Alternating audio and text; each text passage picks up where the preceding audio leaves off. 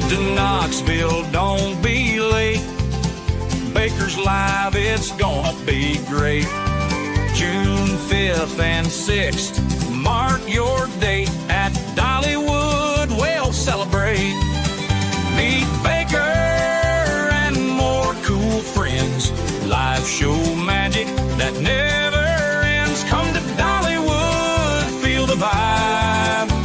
With great people there, it's gonna be a ride. Rides, fun, and meet and greet. Baker and pals, the crew's so sweet. Get ready for laughs, cheers, and thrills. Knoxville's the place, it's giving chills. Meet Baker and more cool friends. Live show magic that never ends. Come to Dollywood, feel the vibe. With great people there, it's gonna be a ride.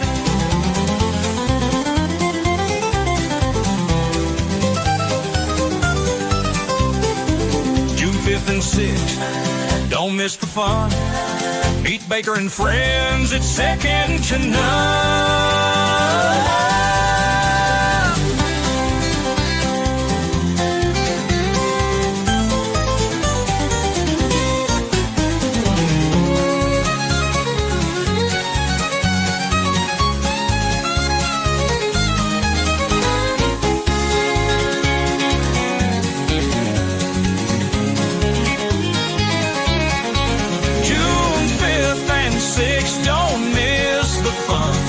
Baker and friends, it's second to none.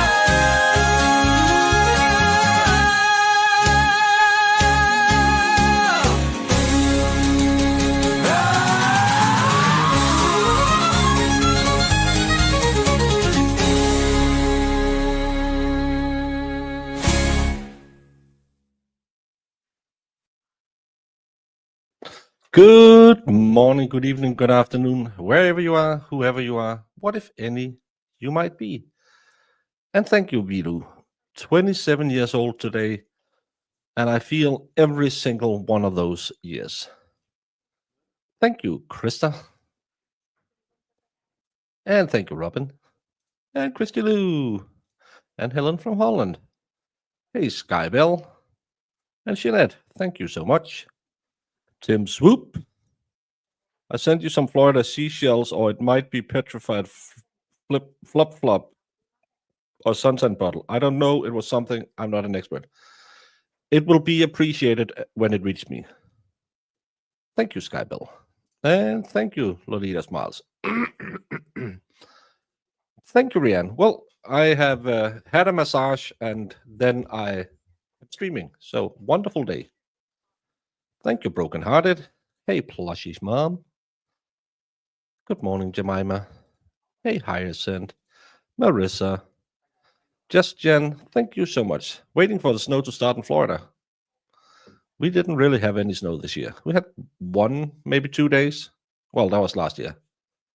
Melissa Crawford. Oh, thank you so much, Jemima.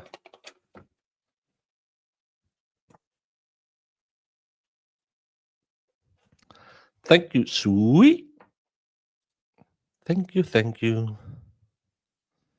I'm not up to date on this trial. I need a Baker to fill me in. Well, this is allegedly a poisoning with insulin. The evidence of that, not presented so far. The most evidence we have is a bottle of insulin that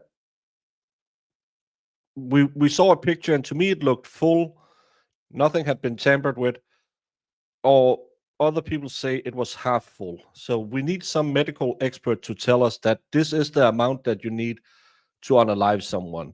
I have been looking all everywhere over the weekend to try and figure out, because she had this case dismissed against her before, and I wanted to read the affidavit or the charging documents or something that could tell me what they have found, because we've been watching it for 4 days, and it's ifs and buts are doing all the heavy lifting in this case. Allegedly, she unalived her husband because he was about to spill the beans on her Ponzi scheme. But in her criminal case, where she got 11 years for the Ponzi scheme, they say he really didn't know about it. And you can't be half pregnant. Either you know or you don't know, because you can't spill the beans, so she has to unalive you if you don't know anything. So far, the reasonable doubt in this case is all over the place. Apparently, he instantly got sick, fell over, went into a coma. I don't know people who uses insulin enough to say that can happen. I've seen people going into shock because they are unregulated and they had to, have a lemon, not lemon, an orange or something to spike their blood sugar. But I've never seen anyone go into a diabetic coma like this because they got a heavy dose of insulin. This certificate said brain swelling. He had a very low glucose level. We know that. They have exhumed his body twice. When the first trial against her fell, they were hiring a new expert who should be an expert in finding insulin. Hopefully today we'll get some technical evidence. The only technical evidence we have had so far is they found some big C medicine, some insulin, and can't remember, like some cortisol in the house. But they didn't raid the house till months after he was passed. So again, reasonable doubt all over the place. Thank you, Kiki. Thank you. Thank you so much. Thank you, Katie. Cindy Lou Wood, thank you so much. Wash Bear, good morning to you. Thank you. Hey, Kim. Nina Canadian. She already wished me a happy birthday. You're not late because a wizard shows up whenever it's time, Harry, or whatever movie that's from. Send your message in a bottle and toss it in the Atlantic. Let me know if your country makes you pay taxes on it. They will. No. I think I got 5 days a week. I haven't looked if I have anything. I could go check if you think something could be in my mailbox. Hello, Hannah. This case is crazy. Yeah, it's again, ifs and buts is doing all the heavy lifting in this case. And I would have a very hard time, as evidence has been presented. And we know they said we don't have a smoking gun. We have purely circumstantial evidence. So far, it's not enough for me because when did she plan it? I don't know. And then you can say, well, she had medical blah, blah, so she could make all the decisions. But he did end up in a hospital.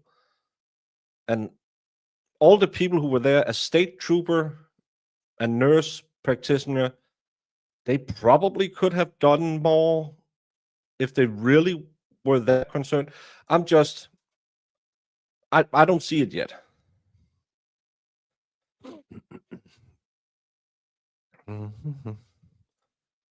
Well, Shannon Loke. Her Tony sounds like Gru from the Minions. That's all I can hear when I speak. Yeah, he's Polish, but he has a German accent. Well, it's not a good day for you today, Marissa. Hey, Gwynnon. And Rob Mill. Mange tak.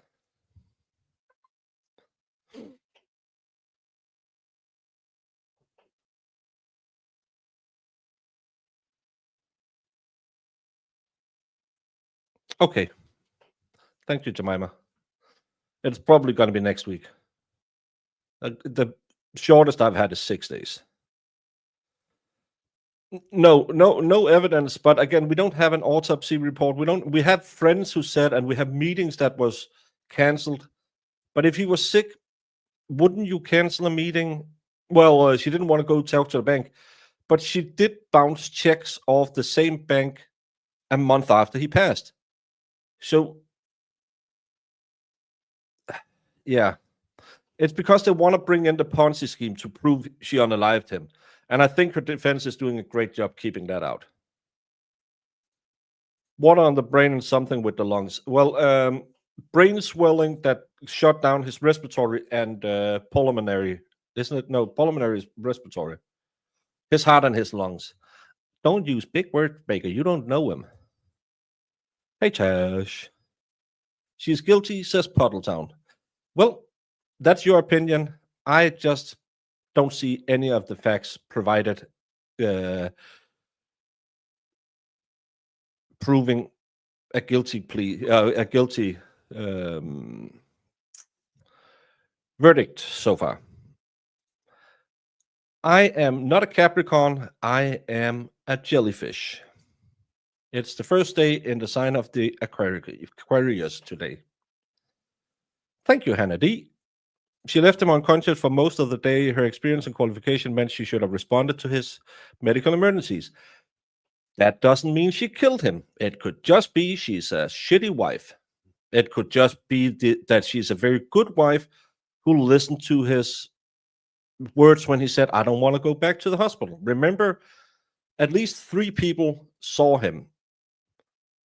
And it wasn't until 6 hours later someone said, I'm going to take him to the hospital now. A state trooper, a nurse practitioner, and the contractor all said he responded when we talked to him, but he was just snoring.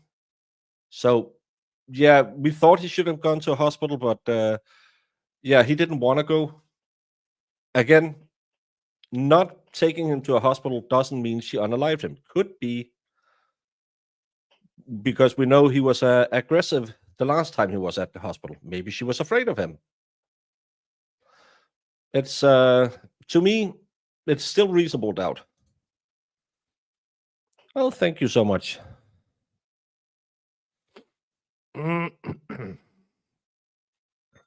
Thank you so much,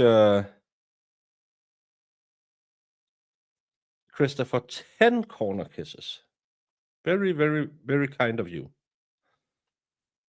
Now I have to do math. It's an orange. Oh my God. Oh my God. You're so very generous.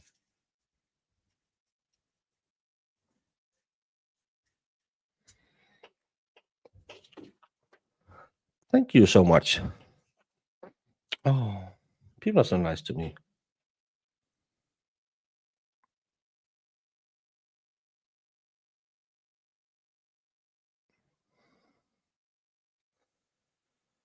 Someone said I should check the corner kiss app.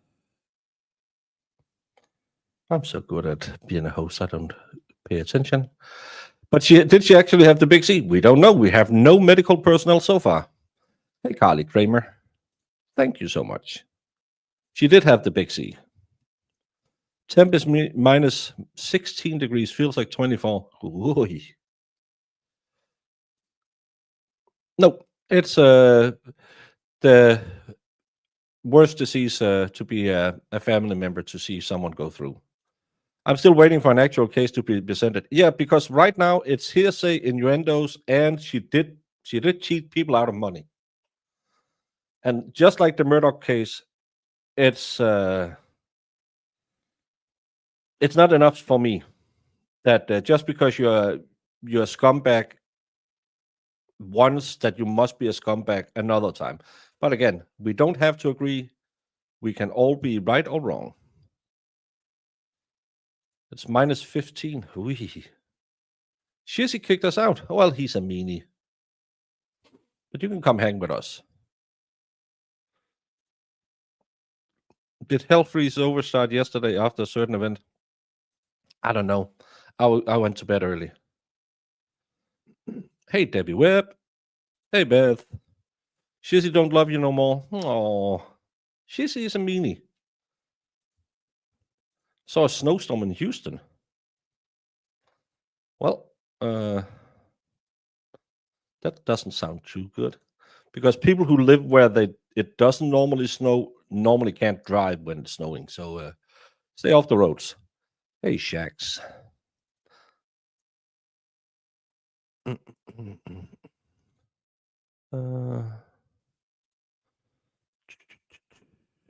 Still don't understand how they have found no evidence of needles. All the things they found need needles to dispense. Maybe we'll hear. We need an ME, we need a lead investigator, and we need that expert in insulin poisoning. All the rest of it is just purely, well, you must believe she did it because she fooled people out of money.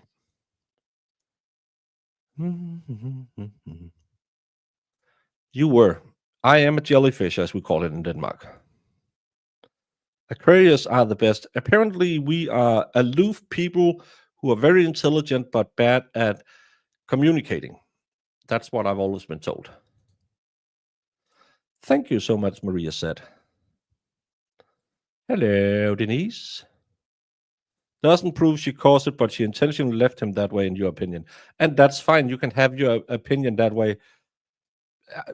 It's just not enough for me to say, okay, then she had a premeditated unaliving in mind. And it's first degree, so she must have planned it.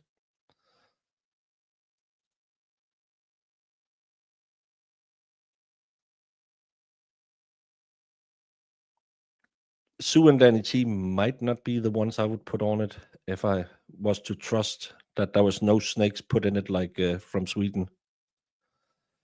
Exactly. And they have exhumed his body twice, as far as I understand it. So there should be some medical in here. Thank you, Beth. You're crap. So is my sister. I think she's negligent, but at the same time, I don't know. Did he pass out often? He apparently had a history of strokes. He was on stroke medication that he didn't want to take. Have she proven that? No, it's also just said by the defense. But the meter is all the way up to guilty, and defense just have to push it back. Thank you, Celestial Force. I'm so far behind.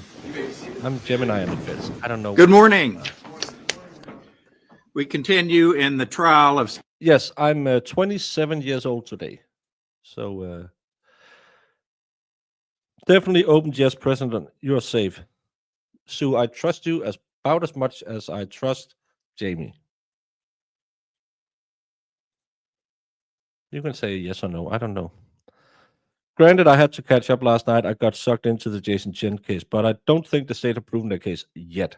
Melissa, and again, we all see it with our eyes. Oh, and yes, the Jason Chen case today will have their sentencing case. He was found guilty yesterday. I think it took them 45 minutes to find him guilty in first degree.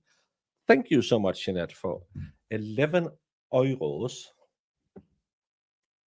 That's because you're in Ireland. 12 euros. Thank you so much.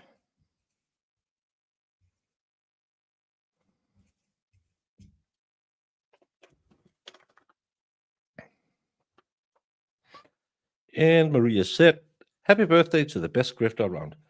Thank you so much. I actually started the day a little sad because apparently now all the McAlberts are planning to sue all the people who has covered it online.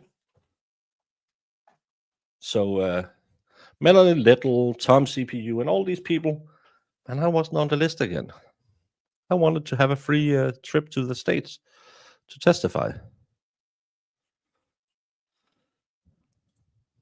And my kids are 20 and 22. No, 21 and 23. Yeah. It's your dad's birthday. He's a little older, 55. Well, I'm a youngin' then. I'm half his age. Yes, I like that too, because sometimes, we have the pretrial or blah, blah, blah, and it's nothing they come up with. Thank you so much, Dave. Thank you for being a member for 9 months. We could have had a baby. State of West Virginia versus Natalie Cochran. This is case number 23-343-K. All right. Hey, moderators. Do we have anything to take up at this time out of the presence of... Thank you, Holly Mac. You are the kindest. The jury, Mr. Truman? Your Honor, the only issue that we have is a technical one. And when we try to full size the screen, the picture just kind of falls apart. So we were going to try and substitute a cable to see if that was a problem. But at the moment, that's the only problem. So, Okay. So We'll we're have to have- dealing with a picture that's that small. yeah, I'm afraid that we could blow it up, but if I can figure this out. And it will be on that screen, which is bigger, but unfortunately, that's not real Jurors convenient. won't be able to for the see that juries. screen, however. How do you make this bigger, Ashley? I don't know if you can make that one bigger Until we're admitted. Okay. And once it comes up, we can try again. And if worst case scenario, we'll test the jury's vision. Okay. Their eyesight. Yes, All right. Well, we can just do the best we can. that's all we can do. And then do we have your expert Thank you so much, Velas Motorsport, and welcome. witness squared away, Mr. Selden? Honestly, Your Honor, I'm not sure. When I talked to your secretary, I was under the impression that my witness would be called on the telephone so she could monitor the expert testimony. Your secretary said, for whatever reasons, that wasn't possible. There were other people on the line, whatever. She said that she would send a Teams link by email to Dr. Banerjee, and she would be admitted that way so she could monitor expert testimony. I don't know if that has been accomplished yet or not. All right. Have you been in touch with Dr. Banerjee? I informed her of what the process would be. She is standing by on her computer, waiting for the email Teams link. Okay. Well, let's keep our fingers crossed and hopefully we can accomplish all of these things. Doubtful, but we can hope. Wildly optimistic, it's all going to go perfectly. That's right. Anything further from the defense before we get started? No, Your Honor. Bring out the jury, please, bailiff.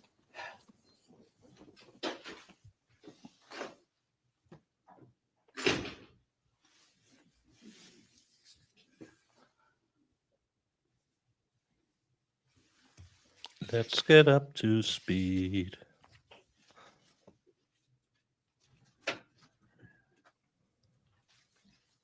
What? Do you want me to call Dr. Banerjee and see if she has access? Yes, once we get started, we'll go slowly so that we can figure things out. Thank you. Yeah, I don't know what the problem is. She can just watch it on one of the streams. She doesn't need to be on a phone call.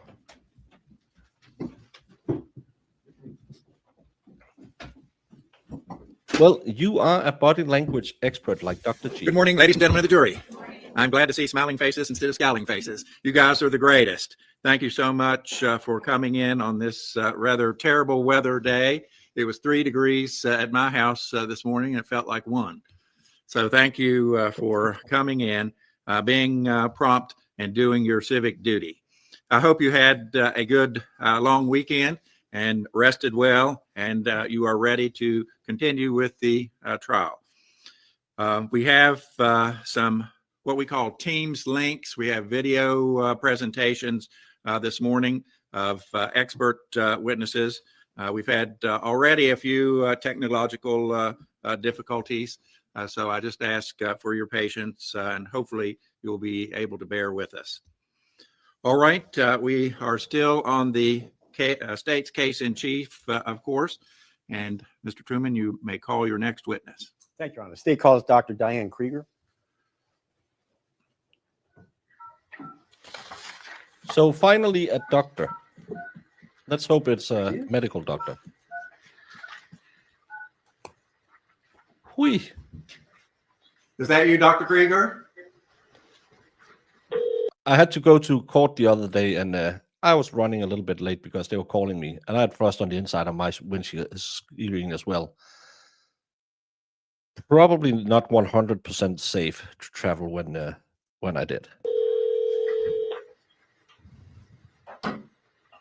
Good morning. Good morning. Please always share with your fitness on socials.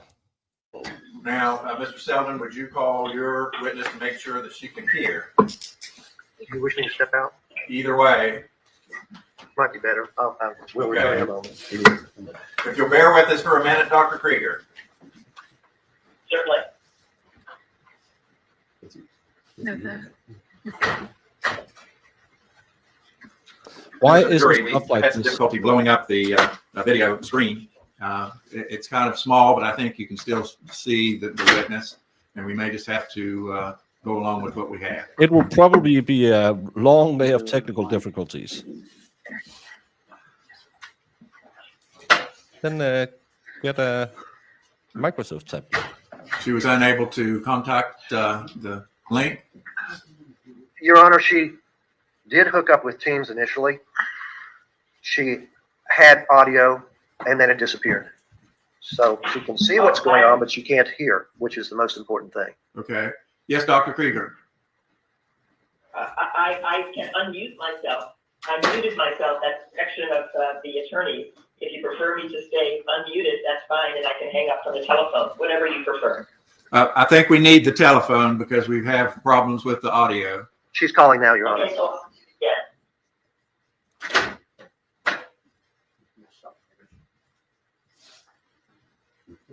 We don't know. We haven't had her presented yet. Our expert can hear, We will have her Wadia in a minute. she can hear when she is unmuted. Okay. So if you'll stay unmuted, Dr. Krieger, we'll be good as gold. Maybe. Hi, is this working for you? It's working great.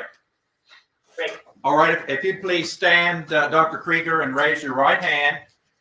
You swear or affirm to tell the truth, the whole truth, and nothing but the truth, so help you God. I do. You may be seated. All right, Mr. Truman. Thank you, Your Honor. Would you state and spell your name, please? Diane Krieger, DianneKrieger. Doctor, are you currently employed? I am. And what is your occupation? I am a physician and endocrinologist with Endocrinology Associates in Miami, Florida, and I am an associate professor of medicine and head of endocrinology at the Florida International University College of Medicine. Your Honor, I hate to interrupt, but our expert cannot hear her at all now. I don't know what's going on. Turn on court TV. All right. Okay. Let me do something. It's not you. It's the expert. Stand by. Can you hear me through the telephone? Can you hear the telephone? Can you hear me through the telephone? So she's a doctor who diagnoses and treats hormone-related problems and complications, such as overactive thyroid, diabetes, and fertility issues. So she should be able to talk about the uses and side effects of insulin. We're checking. Can you hear her now? Okay. Because I originally was muted, then I unmuted to see if that would help you. And now I need to figure out how to mute again.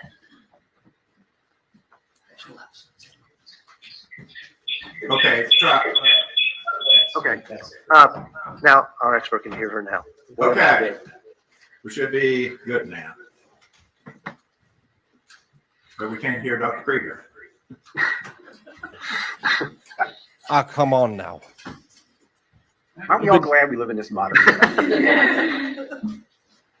You've been doing this for 2 years, 3 years now, 4 years We maybe. can't hear you at all, Dr. Krieger. Yeah, you muted your phone because you're a fool.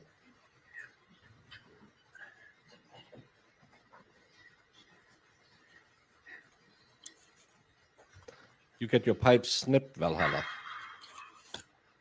Judge, the way we did it last week was we muted the team's microphones and broadcast through the telephone. Yes, that's what we're trying to do now. Dr. Krieger is on her phone.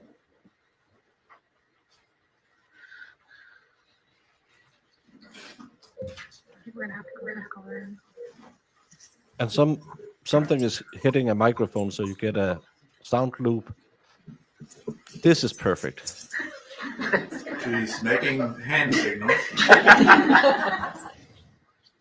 Can you hear me, Dr. Krieger? Okay, that's a start. Well, let's come back after lunch where you figured out how to put up a Zoom link.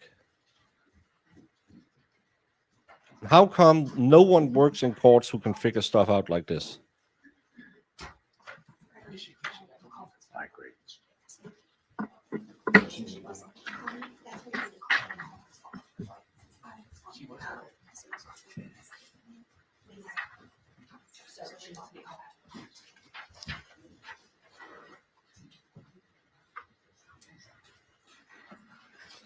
Come on.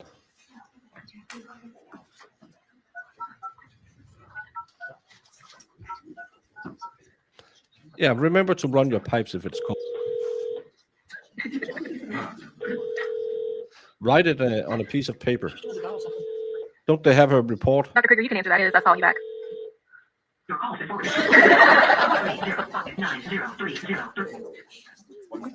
Okay. She should answer. Yes. Answer that if you can. I'll just send us a note. What does that say, Mr. Trimble? Trying to reconnect with the number that called her. We'll call her. Okay. We're calling you, Dr. Krieger.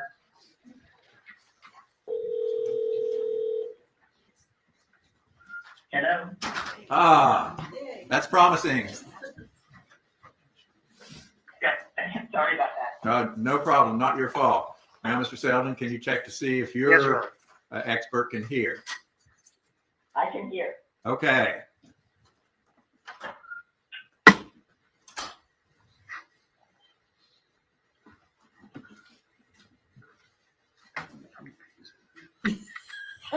Now my call is being forwarded to voicemail. Okay. Well, why don't we start, and hopefully your expert will let us know. She'll call if she can't hear. Let me send her a text message real quick. All right. I can hear. Oh, okay. We have another expert on the line. That's what's causing us our problems, Dr. I can do it when we're behind. I The can't do it defense when expert it's wants live. to be able to hear your testimony. She just called me. She can't hear. Turn on YouTube. Why don't we just connect? That phone is a conference call phone. Just call the defense expert on that and add her to that call. Okay. If someone knows how to do that, we can. Well, Go maybe. check out Don't put The the- Broken Creeker on YouTube where you can see the feed and maybe get some pointers. Wow. Thank you so much, Christy G. Your Honor, I'm having her just stand by on my phone till we Okay. figure it out.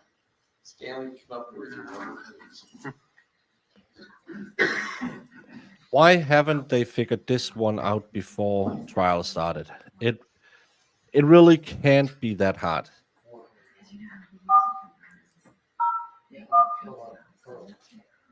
Record the audio. You can call her then.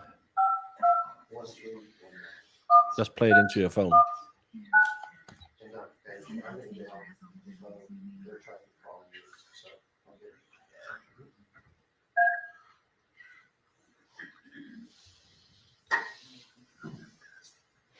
Yeah. And let's just wait till we get to the evidence they're going to provide, because they can't figure out how to screen share either. Again, I'm barely functioning as a person. Hello, Dr. Banerjee. Dr. Banerjee, just mute your phone. And Yeah, shut up, Dr. Banner. we should be going forward now. You can hear okay. Thank you. Correct? Yes, I can. I'm muting. All right, thank you. No, you're not. We can hear you. Dr. Krieger, are you still with us? I am. Outstanding. Let's get rolling. How many lawyers does it take to get a phone call? I can tell you I've been doing telehealth for 5 years, and this happens in my life every day. Probably a you Well, problem. doctors, through our Supreme Court, we have 1995 technology, so welcome to West Virginia.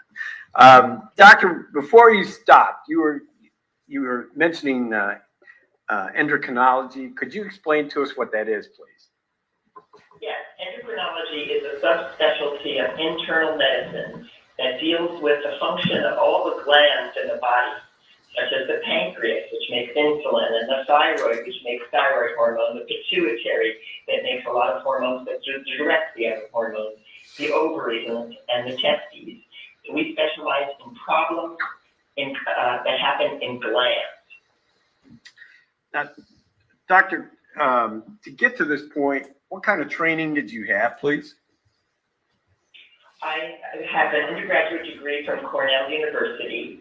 From there, I went to the University of California, San Francisco, where I received a medical degree. From there, I crossed the country to Boston, where I went to the Beth Israel Hospital, a major teaching institution of Harvard Medical School.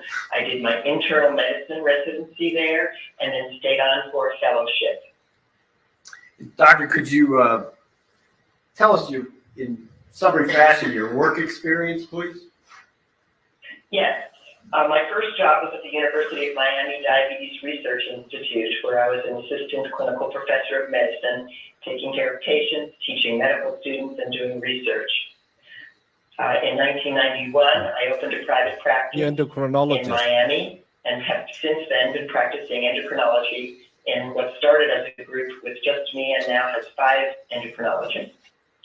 And I then joined the faculty at a new medical school about 12 years ago, the Florida International University College of Medicine, where I am now head of endocrinology and associate professor of medicine. I teach second-year medical students the pathophysiology of endocrinology, and I teach the clinical studies of third-year medical school No, it's the hormones. and first-year residents. Now, Doctor, have you published any peer-reviewed articles? Yes. During the time of my private practice, I was also involved in a lot of clinical research and have published a number of articles about those topics, a variety of topics. I did research in diabetes, in natural products and their safety and effectiveness. And later in my career, I did a lot of vaccine research and had a number of publications having to do with that. Have you been a presenter for any national or international conferences? Yes, in 2021, I came to Morgantown, West Virginia, where I presented at a symposium. I was the endocrine expert for the Clarksburg Johnson VA insulin murder cases, and the prosecutors and I and several of the other physicians created a symposium jointly with the medical school and the law school about the cases. Doctor, the term board certified comes up when experts are involved. What does that mean? That means that you have the physician has achieved a certain level of training and then has demonstrated competency by taking examinations. So I'm board certified in internal medicine and in endocrinology, diabetes, and metabolism. You are licensed to practice medicine, I take it, in various jurisdictions? Yes, I'm licensed to practice medicine in the state of Florida and in the state of Utah.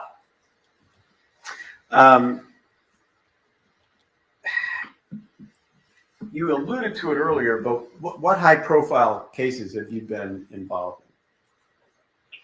Yes, I've been involved in 2 serial murder cases involving insulin. The first was at the Johnson VA in Clarksburg, No, we're live.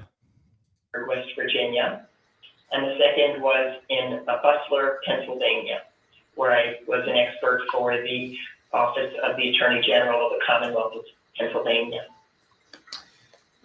Your Honor, under Rule 702, subject to inquiry by the defense, the state would move this witness be treated as an expert.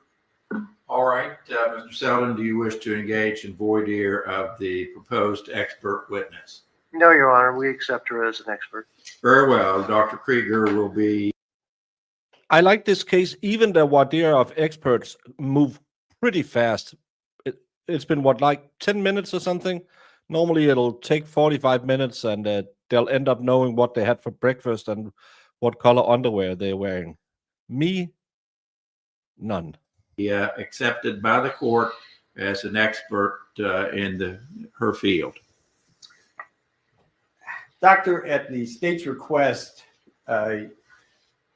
you reviewed some medical records and you drafted a report of your opinions and findings. Is that correct? That's correct. You wrote one report dated April 13th, 2023. Thank you, Holly Mac. Celebrating 6 months with Baker on his birthday. Yeah, thank you so much. I should have had cake. And it's 7 pages long. Is that right? That is correct. Since drafting that report, have you had anything brought to your attention that would cause you to make changes or amendments to your report? No. Your Honor, at this time, state moves state 718 into evidence. All right. Have you seen that, Mr. Selden? I have, Your Honor. Any objection? No, Your Honor. States number 18 will be admitted into evidence. Doctor, in preparation for your report, what records did you review? I have a list of those records. Would you like me to read them? I think that might be helpful, please. Thank you, Palola's mom, for a birthday train. Shoot, shoot. I have records from the Charleston Area Medical Center, from Orthopedic and Spine Surgery Associates, the records of Dr. R. Patel, the records of the Raleigh General Hospital, West Virginia Controlled Substance Drug Log, Bureau of Criminal Investigation, Lieutenant T.C. Bledsoe, interview of Stephanie Hamilton, STD 2-mark worksheet, and an autopsy report. And that the autopsy report was from the State Medical Examiner's Office in West Virginia, is that correct? That is correct. Doctor, what's the cause of death of Michael Cochran, according to your review of the records? Well, I'm not a cause of death expert since I'm an endocrinologist. My expertise is in hypoglycemia, but it appears that his death was related to hypoglycemia, which then produced cerebral edema. And that's what I'd ask you, if you feel competent to do so. Can you explain what cerebral edema is? I'm sorry, could you repeat the question? I didn't hear you well. Swelling Sure. of the brain. Can you explain to us what cerebral edema is? Certainly. Cerebral edema is swelling of the brain cells, and that is usually caused by either not enough blood sugar going to the brain cells or not enough oxygen going to the brain cells. In your report, you indicate a number of, well, for lack of a better word, pieces of information or tests that could have been performed at one point or another that would have helped you be more definitive in your assessment of the case. Could you explain to me what you meant by that? Is this the big expert, the heavy hitter? This is the one. First of all, she said, I'm not a death certificate person. She will then go into all the evidence that they didn't collect. And she gave 2 options to have the edema of the brain. It could either be oxygen deprivation or glucose deficiency. Is it really, well, it's too early probably to say anything, but I really don't feel like I want an expert to be certain to come off strong. And thank you, Holly Mac, for joining the birthday train. Choo, choo. Yes. When a person presents with a very low blood sugar, which we call hypoglycemia, there are very specific tests that should be done prior to the treatment of the low blood sugar. There are a list of tests. I can tell you each one specifically if you'd like. Please. But unfortunately, you would like me to? Okay. We do an insulin level, a C-peptide level, a pro-insulin level, a beta-hydroxybutyrate, a glutinized sulfonylurea screen. No, she's going to give you 10 tests that should have been done. So again, we're guessing. And those tests help us determine whether the low blood sugar was related to insulin or not, and where the insulin could have come from. The test needs to be done prior to the treatment of the low blood sugar.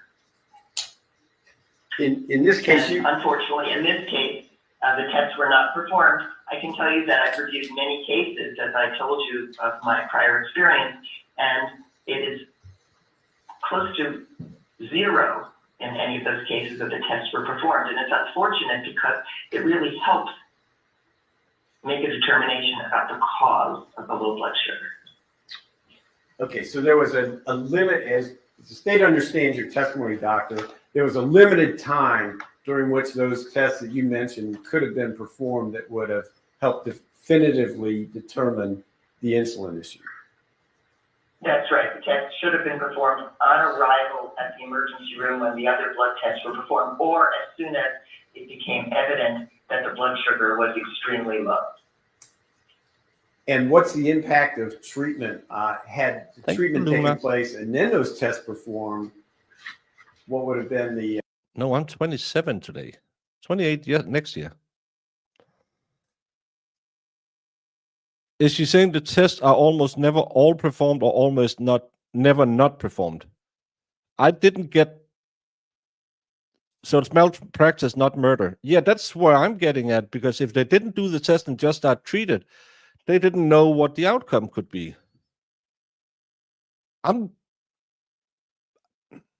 Maybe they're gonna salvage this. Thank you, Ispree. The problem is that if the ME didn't perform those tests, then she can't pinpoint it was due to lack of oxygen or blood sugar problem. This is an issue for the state, as medically she cannot say it. Exactly, and at least this doctor was honest and say, I don't know anything about death. Cake. Thank you, Kelly. Rarely performed. Thank you, Gwenny. You hear better than me. Where is your birthday suit? I have it on under my clothes. relationship between those two factors? What happens is the treatment of low blood sugar is glucose or sugar. And when sugar is administered, it changes the results of some of the blood tests that we draw and makes them unhelpful. Okay, so those tests were not performed. So what alternative means is there to determine the outcome or the impact of insulin or lack thereof? In my prior experience with the other cases, and again in this case, the only thing left to do is to go through all the possible causes of low blood sugar and determine if they are credible or possible in this case. And how many of them would there be? There are many. I listed, I believe, 13. I left some possible causes out because they don't apply in adults, or because it was very clear from the history of this particular person that the causes would not apply, and I listed 13 causes. Let's talk about those 13 causes, doctor. Let's go through them, please, and your process of discussing them and ruling them in or out as a potential cause. Of course. Okay. So the first one I've listed, and it's in no particular order, but I'll just go through the way I listed them 2 years ago. That many patients who have diabetes are treated with medications that cause low blood sugar, and that's what we see most often. But the person we're talking about now did not have diabetes and was not taking any of those meds. End-stage liver failure, we call it hepatic failure, can cause low blood sugar because the liver is a good source of sugar for the body when someone isn't eating. And our patient here did not have any liver problems that would be considered end-stage liver problems. He had a minor abnormality of a couple of tests over many years that were not affecting him. End-stage kidney failure can cause a low blood sugar because the kidney makes blood sugar, oddly enough, and helps control blood sugar when people need it. And his kidney function was excellent. A very severe systemic infection, that means an infection that spreads from where it started into the bloodstream, can cause a low blood sugar, and we have no evidence of that. He didn't have a fever at the time that someone checked his his temperature at home, and he didn't have low blood pressure, which is associated with widely disseminated severe infection. He did receive an antibiotic prior to the test we do to check for systemic infection, but he received only one dose, and that dose would not likely have been enough to make that blood test negative, and it was negative when it was done at the next hospital. Very, very, very severe malnutrition can cause, rarely, but can cause a low blood sugar. But this gentleman was not malnourished. He had a normal body weight. And in fact, he was interested in bodybuilding and was muscular. So that would not apply. Excess alcohol can cause it in a certain particular circumstance. It can cause it when someone drinks a lot of alcohol and then doesn't eat. That has to do with how alcohol works in the liver, that it suppresses one way of making sugar, but not the other. So if someone drinks a lot and doesn't eat for a few days, we can see low blood sugar. And we don't have evidence of that. We don't have a history of alcohol use. His alcohol level was undetectable, and that's not an issue. An insufficiency of the adrenal gland can cause low blood sugar, rarely in adults, mainly in children, but it can. And we don't have any evidence that this person had a problem with his adrenal. It was working very well. He was on a nasal steroid, which sometimes it's used in very high amounts, could possibly suppress his adrenal gland, but that wouldn't be operative in him. And those steroids are not strong enough to cause adrenal insufficiency. Sometimes medications unrelated to diabetes can cause low blood sugar, but there are very, very few that are really believable. I made a list of the medicines he said he was taking. One of those on the list, I subsequently learned, was not what he was taking. He thought he was taking something called enclomiphene, which people may have heard of as a fertility drug. Sometimes it's used in males to help increase testosterone. He thought he was taking that, but he was actually taking letrozole, which is a medicine that is used in breast cancer patients to stop male hormones from converting to female hormones, and downstream that tells the body to make more testosterone. So that doesn't have an effect on blood sugar. He was maybe taking a seizure medicine. It's not clear if he was taking it, that's not associated with blood sugar problems. He was taking pseudoephedrine. If anything, pseudoephedrine would raise the blood sugar, but it doesn't cause low blood sugar.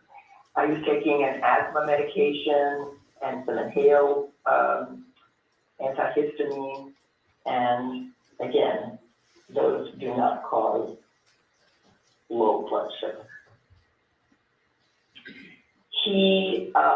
A malignancy is another cause.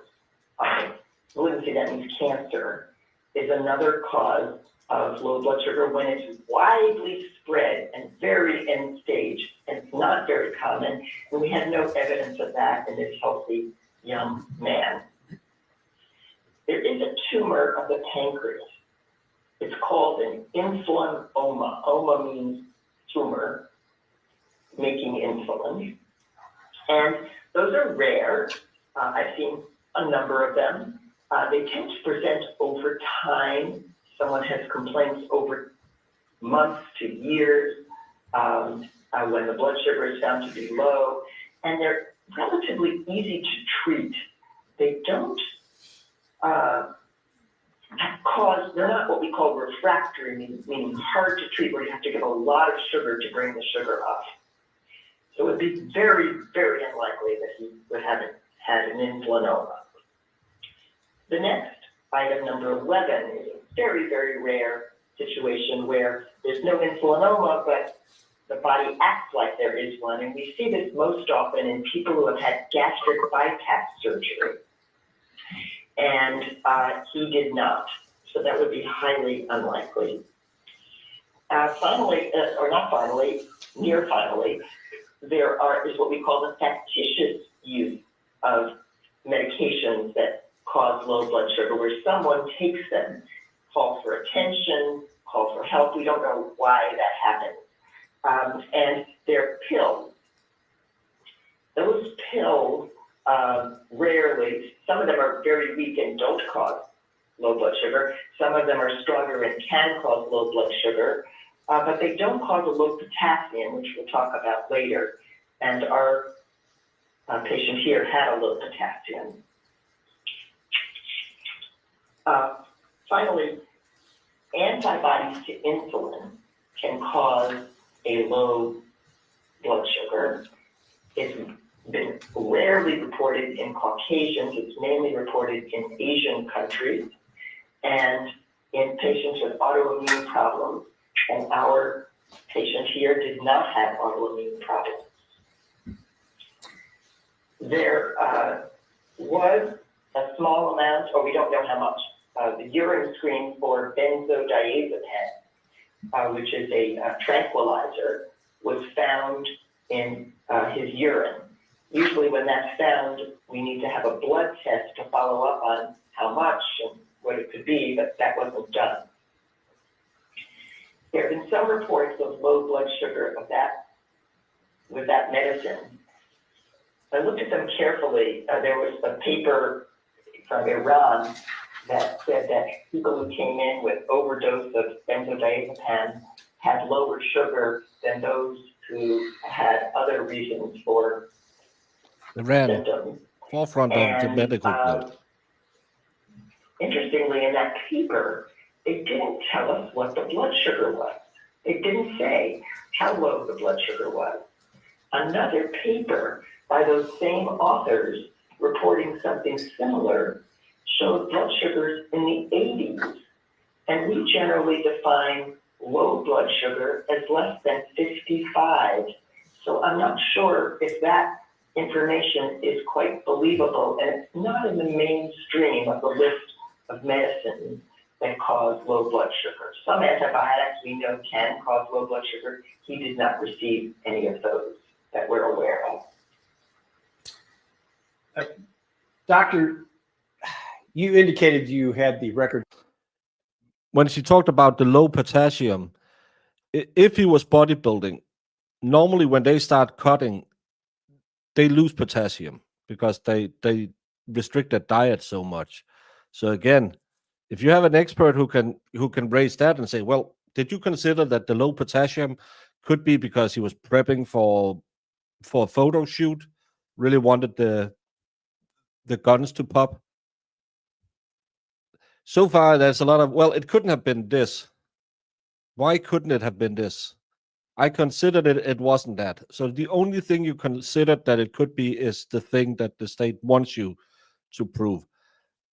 Again, is it hard evidence? I don't know.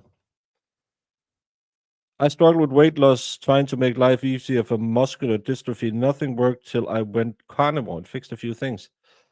Some people have a lot of luck with the carnivore diet.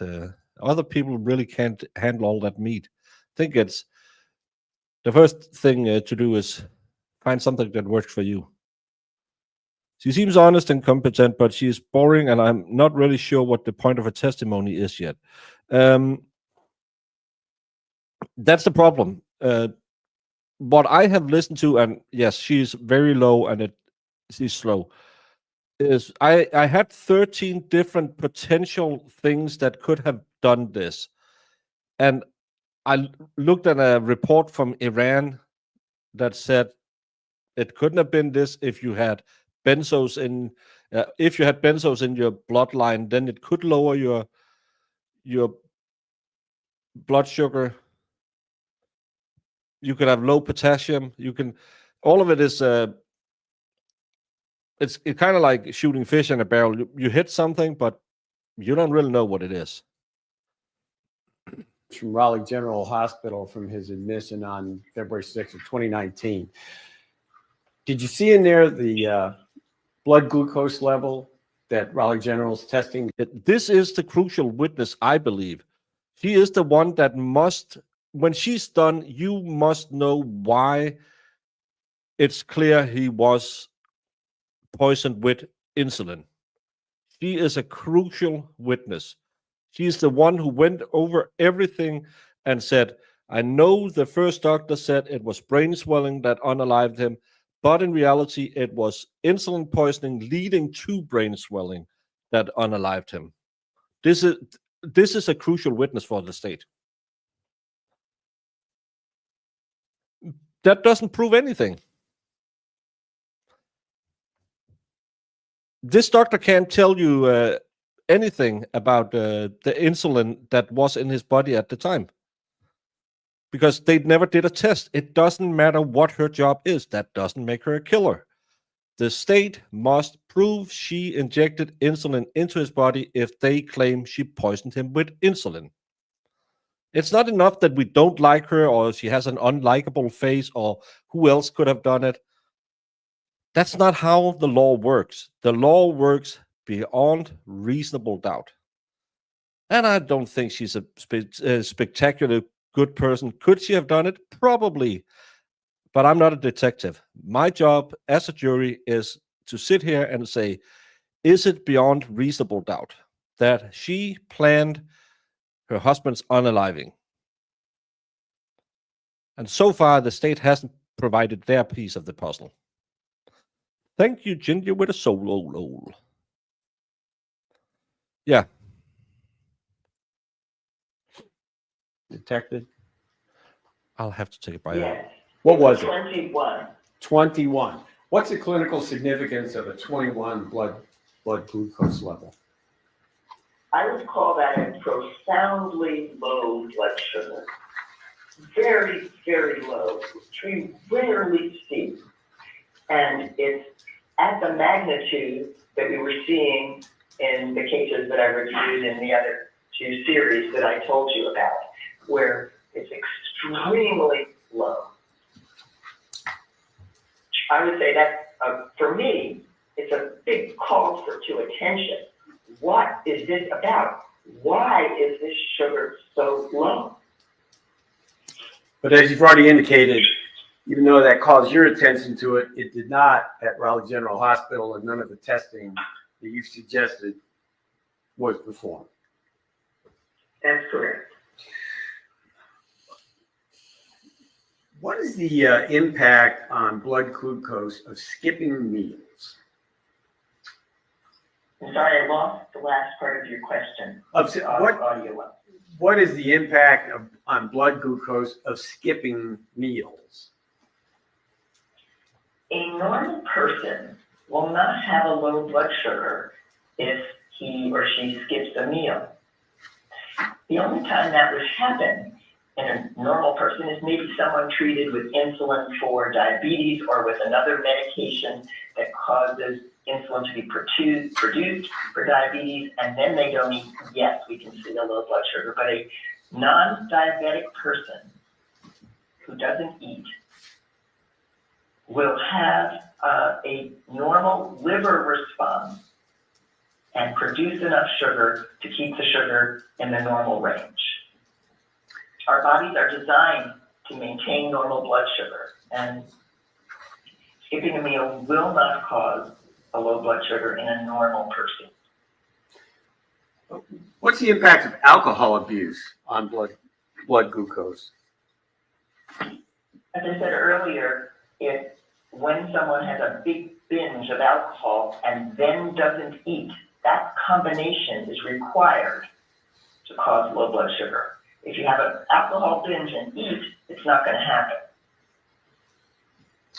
Now, you mentioned that you found significance in the potassium level of Mr. Cochran at Raleigh General Hospital. Can you expand on that, please? Yes. There are very few causes of low potassium. Let's go through them. If someone has severe diarrhea, they can lose potassium. If someone has very significant vomiting, copious, tons of vomiting over and over and over for a long period of time, they can lose potassium. If someone is taking a diuretic that wastes potassium in the urine, they can have a low potassium.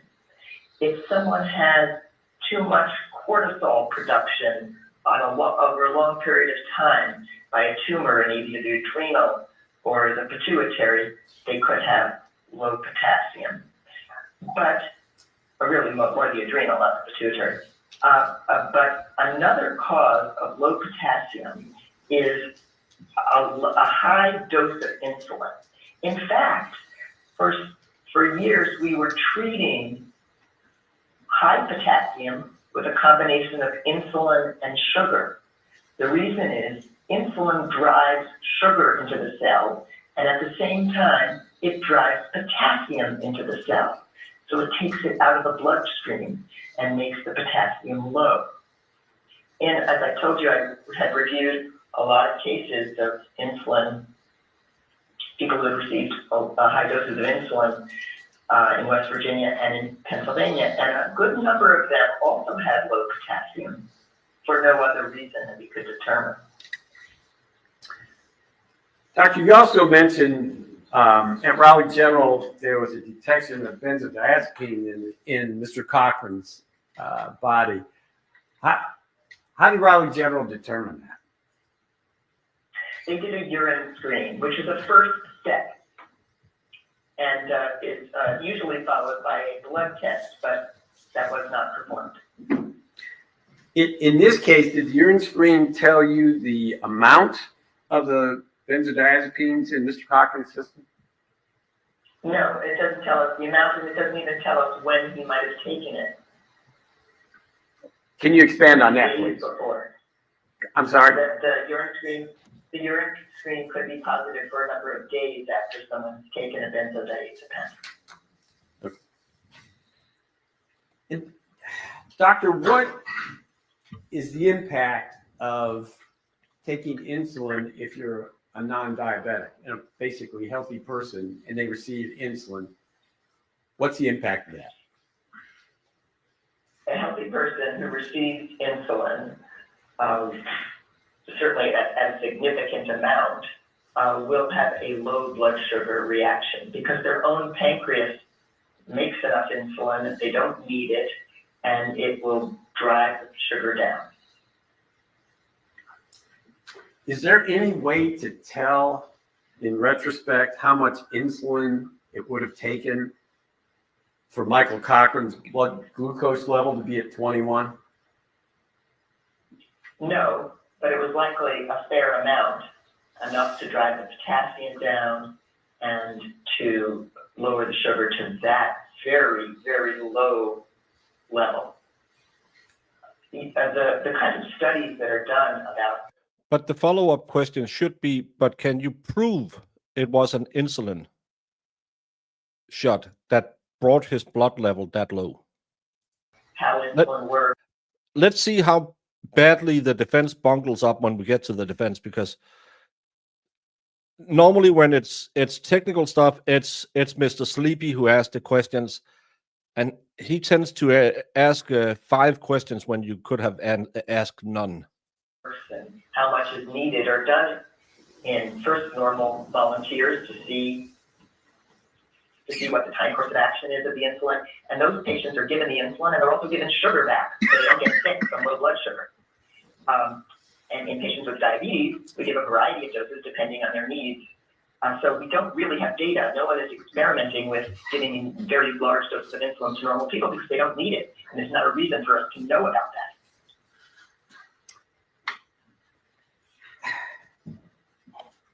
that. The result of a blood glucose level of 21 at Raleigh General They probably will have the ER doc, but the ER doc didn't do the test that's necessary. That's what she said. Hospital. Would that be the expected result if Mr. Cochran had been given insulin that day? Yeah. We haven't got any autopsy. We don't have any medical other than the hospice nurse. Your Honor, that's all the questions the state has. Thank you. All right, cross-examination. So her only answer was it's an indication he could have been given insulin that day. She doesn't know the amount. She doesn't know for sure. Interesting strategy, Cotton. Mr. Selden. Yes, Your Honor. It's Mr. Slow.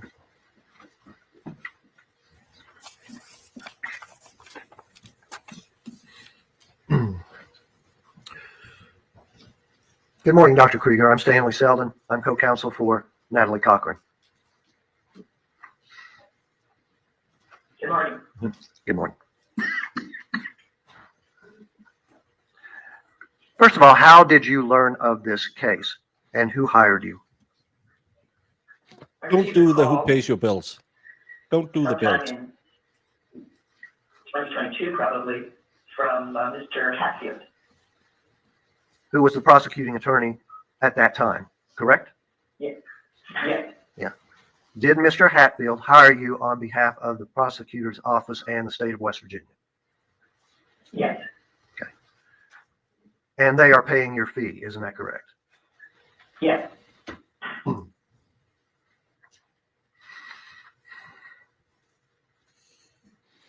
Well, he would just have yelled at her for 30 minutes, so that's probably why they're letting Droopy do it. What's the name of those two old geezers from Muppet Show? These two defense lawyers could be those. Just a few preliminary questions. Why does the body need blood sugar? To fuel your body. We need blood sugar to fuel our cells, to do all the work of staying alive. The brain needs blood sugar to work. The muscles need it. It's the engine of life. And how does blood sugar work in the body? What do you mean?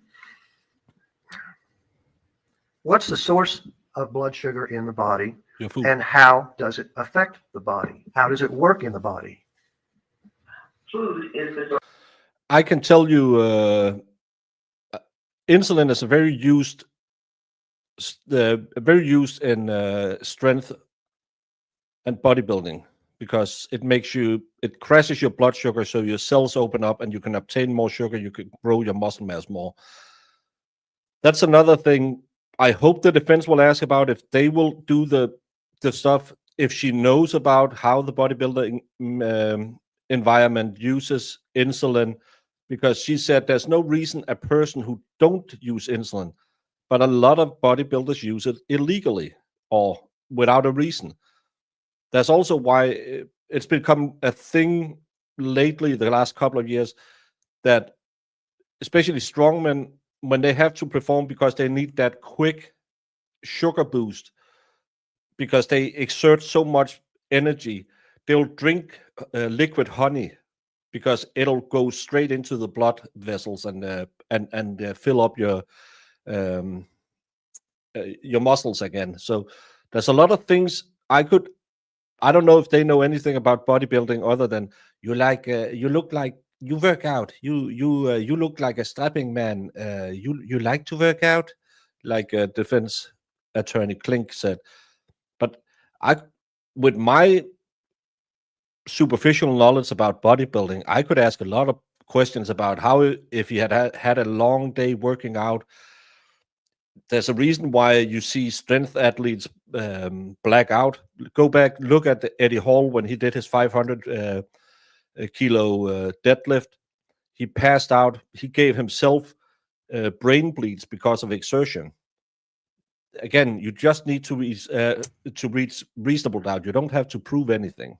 Of blood sugar, but it is also a deposit of substances in the liver and the muscles to keep the blood sugar normal when we're not eating. After all, people sleep for 8 or 10 hours. They might not eat for 12 hours, yet the blood sugar is maintained. Excuse me, doctor. I asked you, just a moment, Dr. Krieger. I asked, how does sugar work in the body? It fuels the metabolism.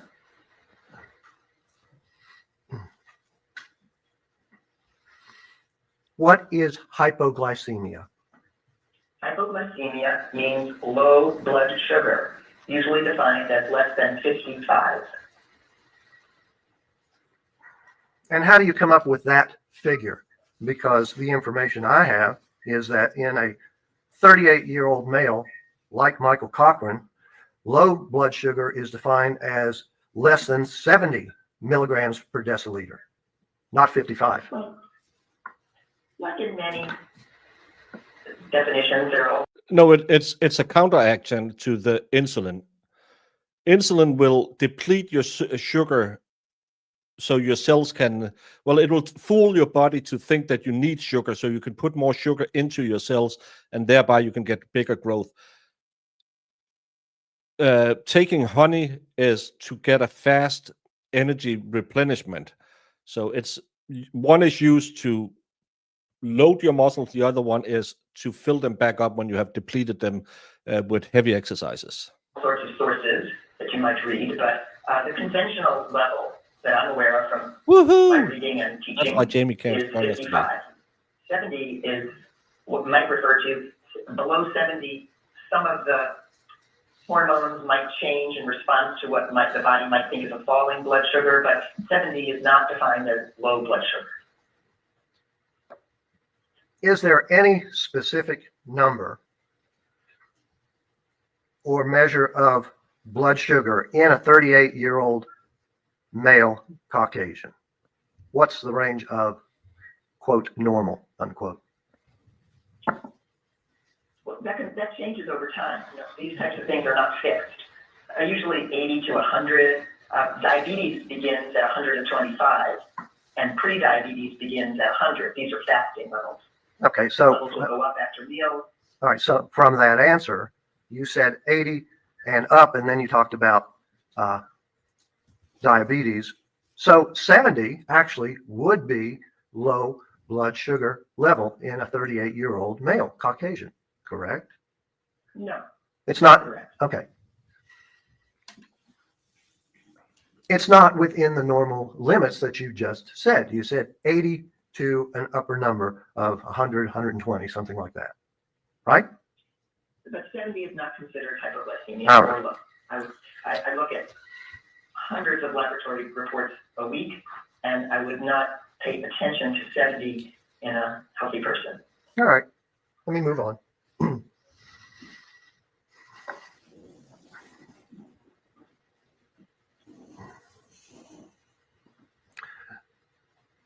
It's been suggested or alleged that Michael Cochran on February 6th of 2019 got an injection of insulin on that day.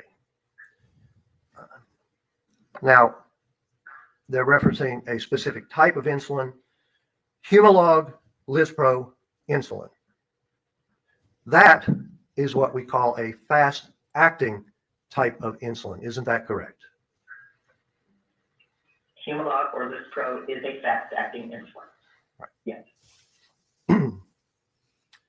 And if an injection of Lispro Humalog insulin is injected in a person, it takes approximately 15 minutes for it to start to work. Isn't that correct? Yes. And that's a good line of questioning, because when she injected him, he didn't instantly pass out. It would have taken time to reach the system. Again, I think they are doing a good job. This guy is at 1.25 and he's just too slow. So if someone was injected with this specific type of insulin, they wouldn't just drop to the ground unconscious immediately. It would take some time for it to act. Isn't that correct? Yes. Now, this particular type of insulin works over a specified period of time. And that time period, when it's active or working in the body, is approximately 3 to 4 hours. Isn't that correct? Well, that varies. Is that not a That good? depends. Let me clarify. It works for at most 4 to 5 hours in the body. Isn't that correct? Under normal circumstances. Under normal circumstances, but at high doses, it could last considerably longer. What's a high doses? Thank you, strong voices. What do you consider a high dose? Let me clarify that. If a 10 milliliter bottle of insulin was injected into a normal person, approximately how long would it be active in the body? Well, that's a huge amount of insulin, and we can't know how long it would be active, but we do know that massive doses and very high doses last a lot longer than conventional doses. But you don't know how long that lasts, right? No one knows, because no one would study that. It's not done in helping people, and we wouldn't need to know that. So there's no information about that. But we do know that higher doses last longer. Is there any definitive information that says human Lispro insulin injected into the body works any longer than 7 hours, no matter what the dosage is? We don't have that information. Okay. But we don't know how many doses he got, how many injections he got. You've answered my question. Thank you.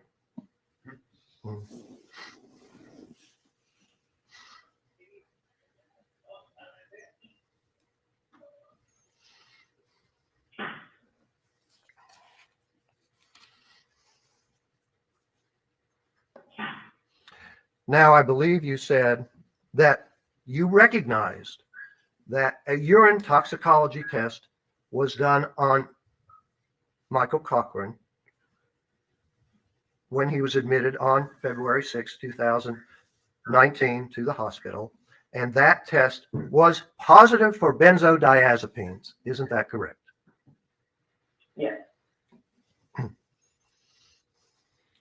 And this urine toxicology test or report could not tell you the identity or the blood level of benzodiazepines. Isn't that correct? Yes. Again, for the stupid guy now, Jamie, isn't here? Benzos is pain medication, right? Could it be something, again, if we're just trying to help the defense out, making reasonable doubt, he had severe hospitalizations before. Could he be on a benzo for pain treatment or something? And we don't know the source of those benzodiazepines. Isn't that correct? Yes. Are you aware that benzodiazepines can cause low blood sugar and hypoglycemia? It's the same thing. That's been reported, but as I said earlier, the reports are vague. They don't list the blood sugar levels. And in one paper that reports it, the blood sugar is listed in the 80s as average. So that is not Okay, Clearly, it has not been clearly established. so are you saying that benzodiazepine, But I think I take benzos because my pain comes from my muscles seizing up because I can't feel the pain level in them. So that's probably why I'm thinking it's for pain relief, because my issues with my back is that my muscle just tenses up because I'll overwork them because I can't feel pain in them. in someone can't cause low blood sugar? I'm saying that we don't have a lot of information supporting that, and the information we do have is quite weak, as it is with a lot of other medicines that have been linked with hypoglycemia. All right, let me move on to another question. Are you aware that a drug overdose of benzodiazepines could cause what they call hypoxic ischemic encephalopathy with cerebral edema, which we'll call HIE? No, You're not aware that benzodiazepines can cause that condition, which includes cerebral edema? no, I'm not. You better have a research paper for this. Well, Maybe no one is a specialist in insulin. I don't know. Maybe this one is an expert who is easy to find. It could be 1,000 reasons. would submit to you that HIE was The Fall Guy is a horrible movie. I tried to watch it, and misusing Colt Seaver's name for that horrible movie should be a sin. Expert, I am about to cancel my Tennessee trip if you like that movie. cerebral edema is a condition that's essentially irreversible brain damage caused by a lack of oxygen to the brain with brain. I think it's because I get muscle relaxers for my back. I don't know if it's a benzo. I think it ends with a so or something. It's called. Well, I do get some. I get some. The strong ones I get. Fluid on the brain, right? Isn't that the The normal definition is of HIE Oxazole. with edema? I can't comment since it's not a condition I'm familiar with, and I'm not a neurologist or expert in that topic.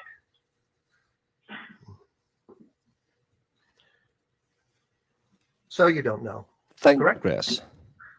Yes.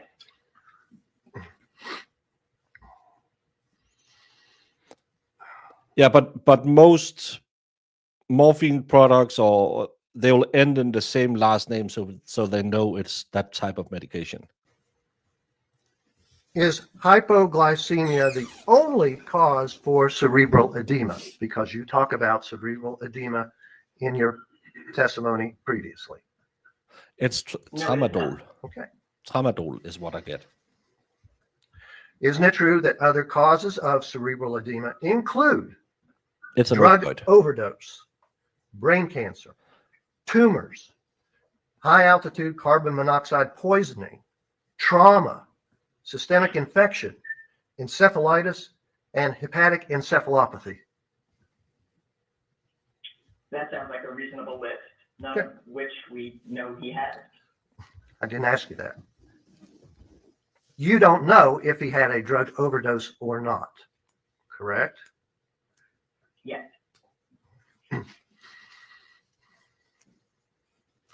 Wouldn't this good cerebral stuff. edema, and again, that's fluid on the brain, from these other causes appear the same on a CT scan? Yes. The brain tumor might not appear the same, because that would be localized. Okay, but these other causes, Where is the tumor? these other causes could appear on a CT scan, correct? Yes. Yes. And that's And they are good. They are really, really, and they are too good. I can't get, even though when my back seizes up and I hardly can walk, I have to go to the doctor and I can get 6 pills at the most. at a time. Even though I hardly can walk, I must come by her office because, oh my God, they're good. Sadly, that's the only pill that I really, really like. But I'm glad that I'm only prescribed for 3 days at a time because Daddy could get addicted to those ones. CT scan shows brain damage. That's the reason to do a CT scan, right? The reason to do the CT scan in his case was that he had altered consciousness. And altered consciousness could mean he had damage to his brain, right? Yes. Okay.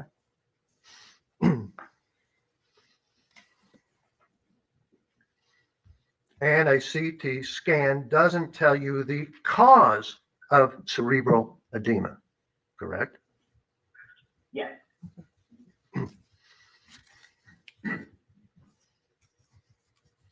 So to sum up, But I do get benzos for my back. I get what's called chlorsaxone, and that's a benzo. So that's a muscle relaxing pill. these questions, That's why I knew it. Michael Cochran's cerebral edema, which was diagnosed, and might be the cause of his brain problems and ultimate brain death, isn't solely caused by hypoglycemia. Isn't that correct? Well, you're asking me about Michael Cochran. I think the question I can answer is hypoglycemia is not the only cause of cerebral edema. Okay, that's sufficient.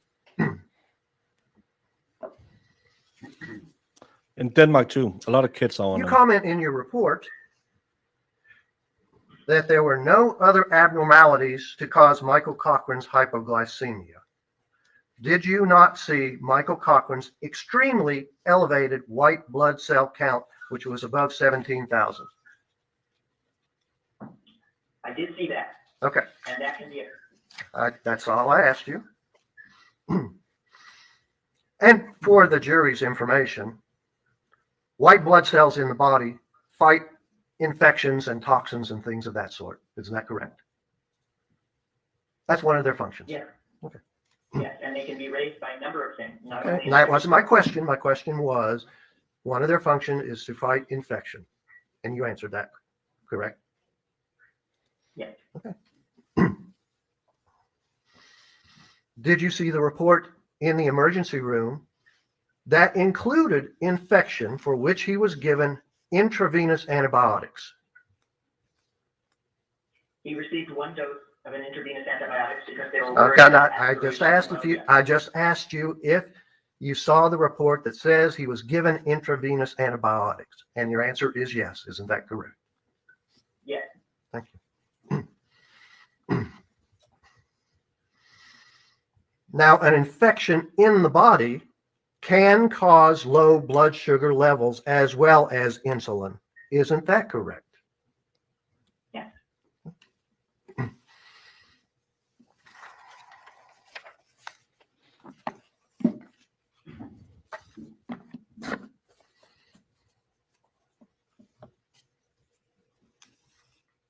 Just a moment, Your Honor. I want to review my notes very quickly. All right. The state's experts shouldn't say yes to so many of the defense's questions. I think Michael Cochran was admitted to the hospital on February 6th of I think the expert they have on the phone line might be able to battle this expert. 2019, and he received treatment at Raleigh General and CAMC in Charleston for approximately 5 days when he was discharged on February 11th of 2019 to hospice care. Isn't that correct? Yes. And during that whole time, with doctors treating him, doing various tests, going through everything to try and figure out what his problems were, there was no suspicion of insulin in his body, and they didn't do any testing to definitively decide that. Isn't that correct? Unfortunately, yes. Okay.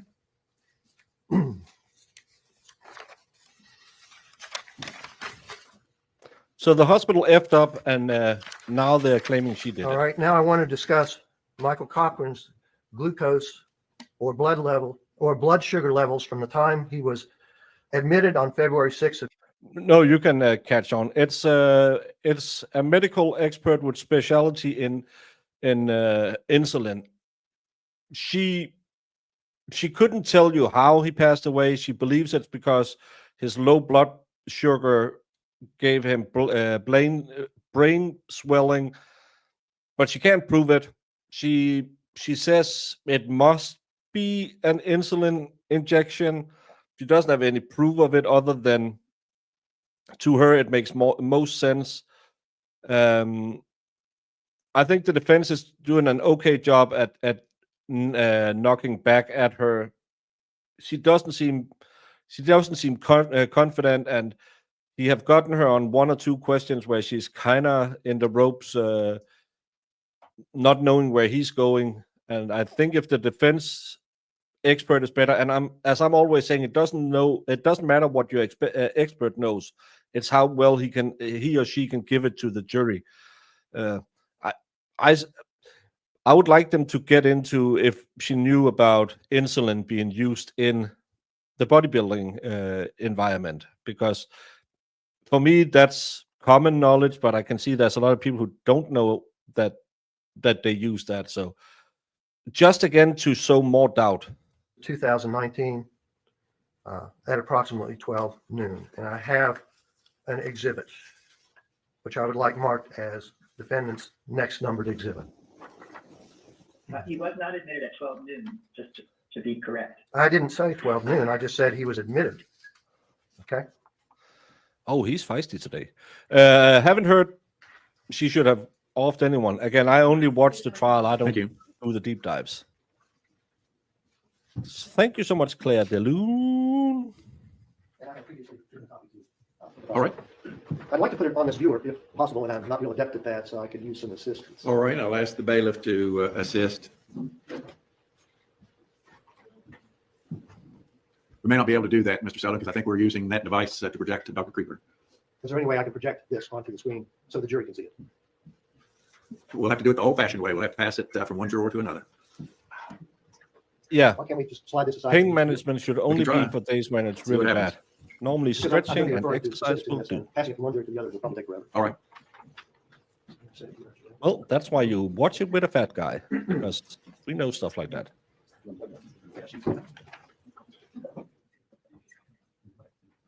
was a suggestion by my co-counsel that perhaps we could take a break, make multiple copies of this to distribute to the jury so they can refer to it. All right. That sounds like a plan. So we are on a break to take copies. I did a poll asking, did the state get what they wanted from this expert?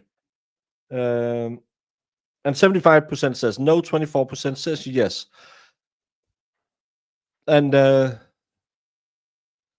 maybe I should do another one. Is the defense shooting enough holes in this expert? But because again, the state has to be 100% right in proving her guilt.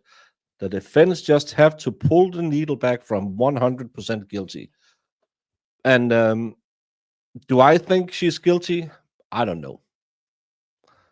But I have this thing called reasonable doubt that they must reach, and I can't.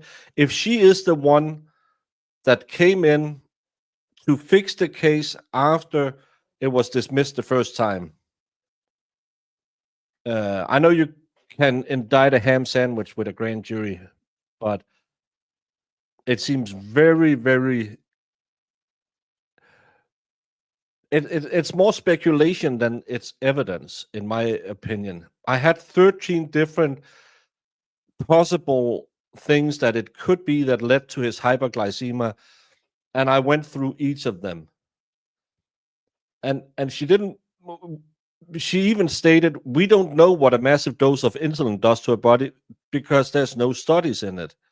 So how can you say it must have been an insulin injection? It's a possibility. Then I want to see the needles found. I want to see the track marks on the body. I want to see the blood work showing massive spikes of insulin. But apparently the hospital didn't do their due diligence when he was at the hospital. Again, I don't know what happened in that house, but Oh, and the 15 minutes reaction time for the insulin is to me also a problem, because then why didn't he do anything about it? He must have felt, I'm feeling weak, I'm doing something. Why did you put a needle in me? To me, it's just, yeah.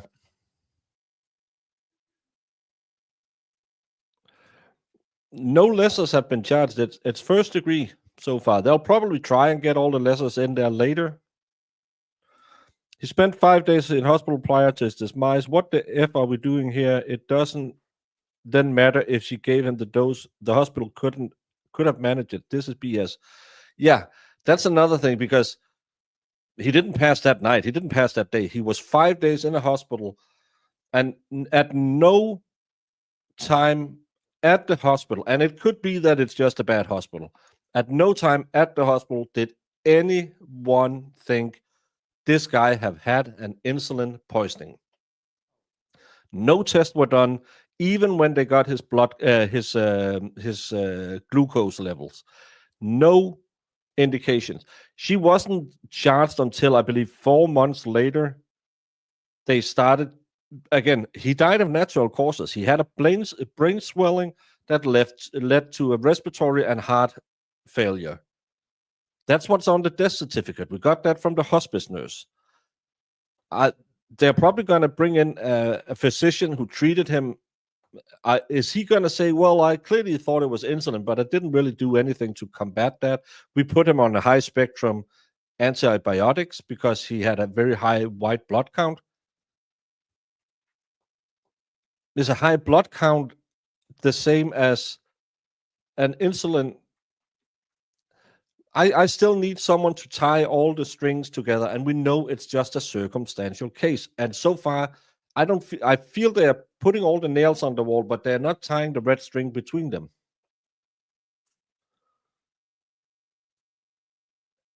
No, I think you have to have it injected, but I don't know about.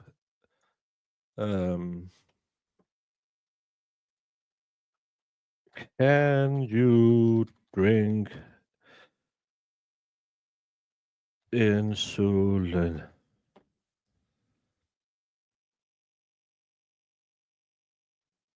Despite poor bioavailability, 1%, when taken orally, insulin may produce symptomatic hypoglycemia with a massive ingestion.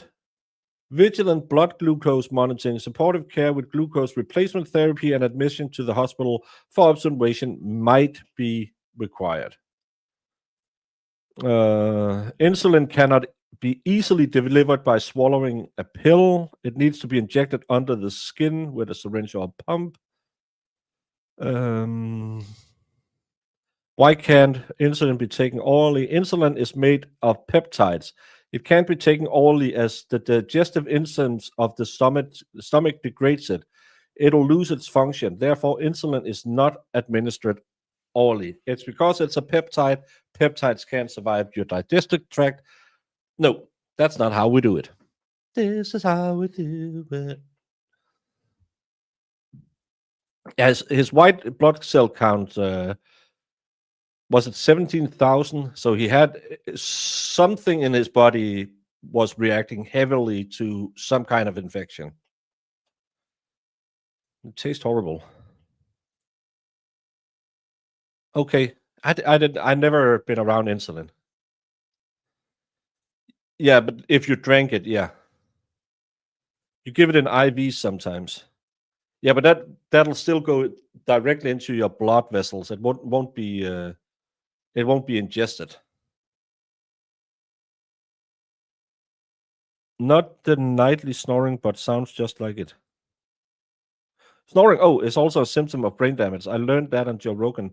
They're often seen it at fights. Yeah, if someone falls and they are doing them, it's most likely because their brain isn't functioning really well. If you take enough, some will sneak by. Yeah, but you will have to take probably more than this picture of insulin, which could easily be administered. But the needles you use, is it small? Is it a prick, or is it more like a punch. Can you sneak an injection by someone? Again, I have no experience and I don't like needles, so I don't do much of that. Other than my massive age use, but other than that, I don't like needles. It could, because when I was in city council, one of our accountants was administrating, and he had like a pen where he every time we had dinner, he shut up in his stomach. But I don't know how big the needles are. But she was a pharmacist. She could have known that and maybe adjusted for that. I don't, just a thought. Well, if the peptides attack it, because if you want something to go into your body, the breakdown already starts in your mouth, because that's where your first enzymes come in and try to chop up the enzymes in the product. Then it has to go through your digestive tract. Then it has to go to your stomach and over your stomach lining into your blood cells. So it's a terrible way if it's a product that will be broken down, maybe even from the mouth, at least from when it hits your digestive tract. You would probably have to drink gallons of it. And again, it's not a fast reactor. It's not you're knocked out instantly. And again, if it's not normally orally transmitted, and it has a bad taste, bad smell, it doesn't make the case better for the state. Fine needle in a pinch of your flesh. Okay. Yeah, because that could maybe be how. I could live with, well, you could have hit him on the buttocks and say, oh, I'm sorry, I had a stabulator in my hand. But again, if you had to give him like that half vial we saw, that I saw as full, or some saw as half, that was like 5 milliliters. That takes some time to push in, or else you would have to do it like a big push, and then still have to metabolize it out in the system. Could he have injected his IV while he was in the hospital? She could, but it wouldn't really help with why he went to the hospital. That's what the state is claiming, that she poisoned him at home. So, and again, it's the state that must prove their she did it. Oh, small needles, people have slept through me giving it. That then the unbeknownst, especially if he had because we know he had problems with brain swelling beforehand, at least we have been told. So he could probably be nauseous sometimes and feel like, well, it's just one of those attacks coming on. I'll just stand here by the sink, or maybe I feel really bad, I'm going to lay on the floor for a bit. That, yeah. But then you still have to prove to me that that was in his system.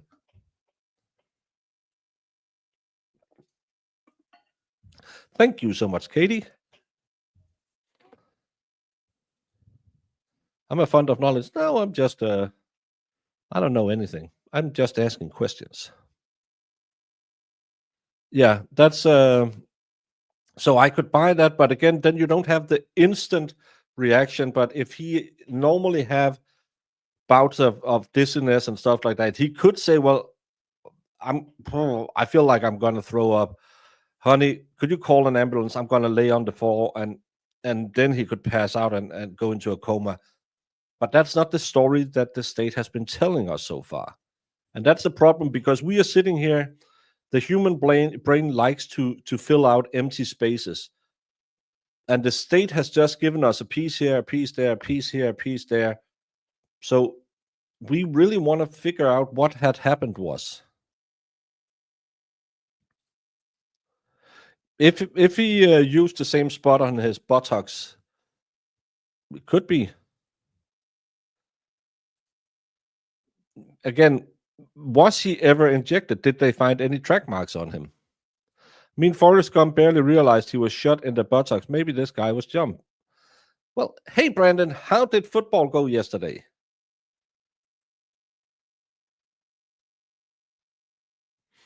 Oh, I'm not allowed to ask that. I'm told in my hearing aid that football ended last week. There was no game yesterday.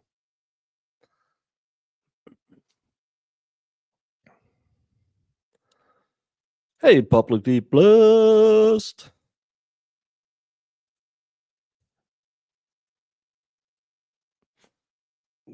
Then how did he go to the sink? And if, yeah, but now you're building another layer. How was he sedated? Then you have to get the benzo into his system, and what were they there for? And the more we are trying to make it easier to understand, the less easy it becomes to figure out where the state is going with this. And this isn't good. We're probably going to end from the state today.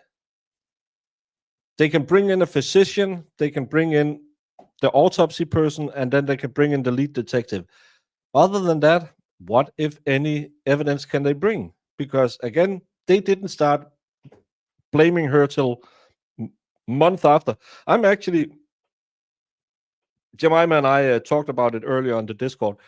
Maybe they saw the insulin in her fridge and say, hey, wasn't there something about his death was a little weird?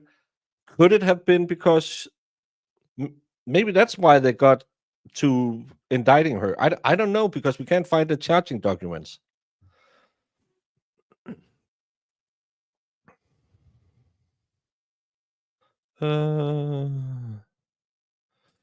Having three different people come by, was it concern, or was she setting up an alibi? That's what the state needs to bring up. Yeah. But again, how sure was she that he was going to pass away if she just kept him home that day, because he lived for another 5 days in hospital? She's again, we have one of these cases like the Jason Chen case. Either they are the smartest criminal or the dumbest criminal. It's one of those where it's really hard to see, and I don't feel the state has. I want the timeline. I want the red string of yarn between the spots in this case. It's really hard to figure out where they're going with it. 20 minutes. Come on now. First the benzo and then the insulin. You wouldn't be aware of it. But wouldn't you be aware of the benzo? Well, she did say he was sick. So maybe he took that because he was feeling ill. I don't know. You went to sleep? Well, it's probably not important then.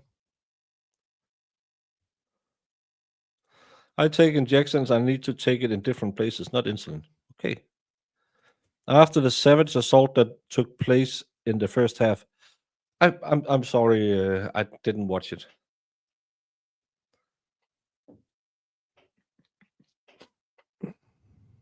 Yeah, and that's a problem for the state, because the state has to prove she pricked him with a needle.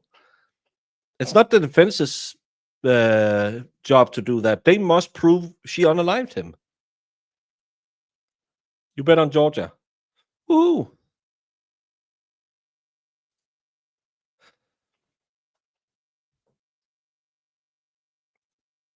State hasn't proven yet he was injected with insulin, but defense saying he would know and have time to react is a nothing burger for me. I just don't know enough about insulin.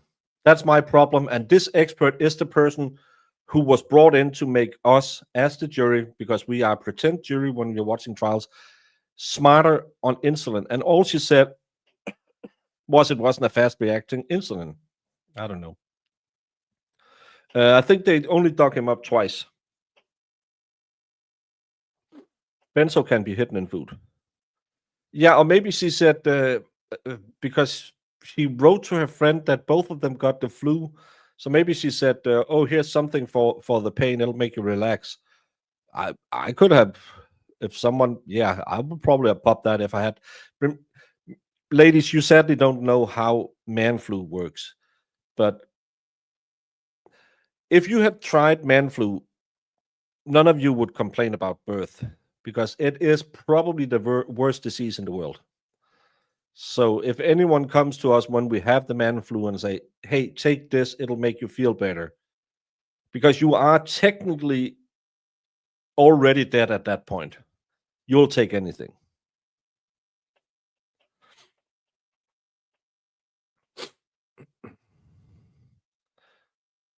Yeah, I'm looking at the trip to Knoxville, and one of them sends me through Atlanta. I'd rather go through Philly and see if I can get a better Philly cheesesteak this time. Men do not chew food. We do.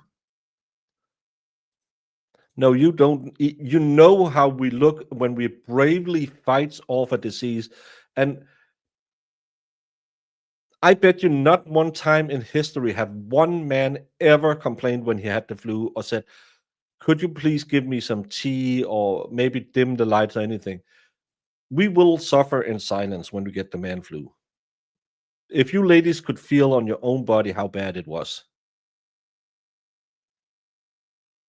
But we spare you because we are men.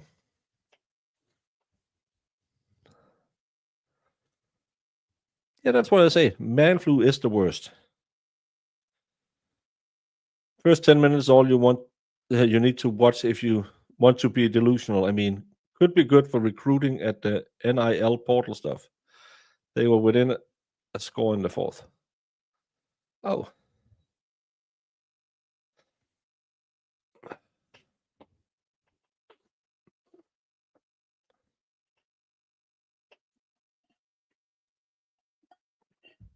I did chew the Philly cheesesteak because the sub bread, I don't know what you call it, the baguette, it was chewy. You had to yank it out. I have the lowest expectation in the world for that team because they can't attract top level NFL talent anymore.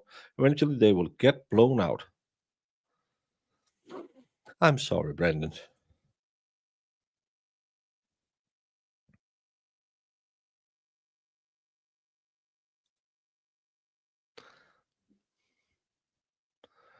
I feel for the guy.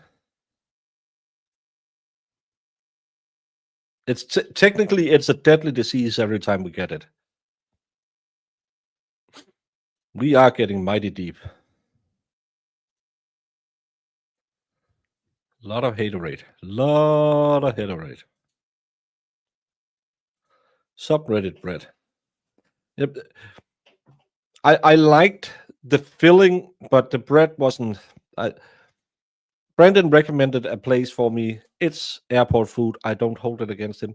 And it wasn't bad, but it was just not what I was dreaming of when I heard a Philly cheesesteak. That's I think they can be amazing if you get them at a real restaurant.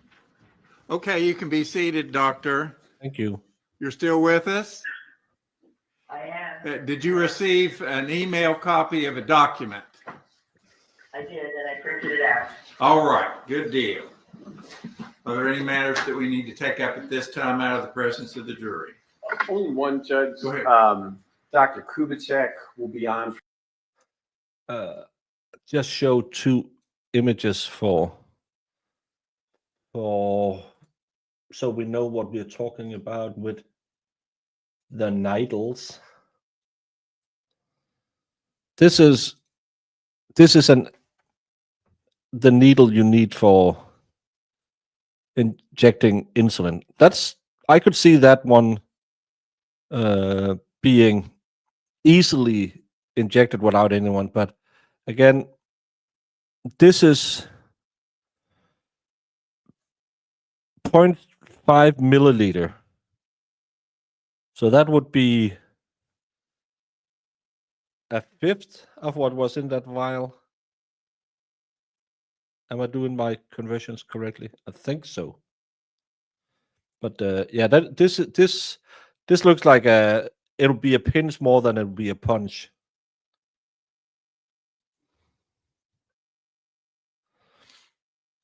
And the one where you sent me your pin code and your card number. Don't worry about it. Of course, I'll delete it. Don't trust me.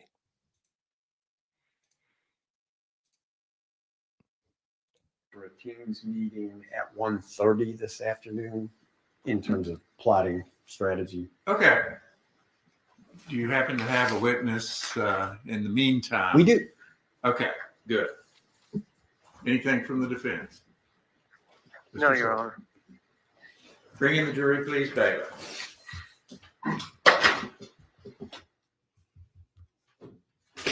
I think so.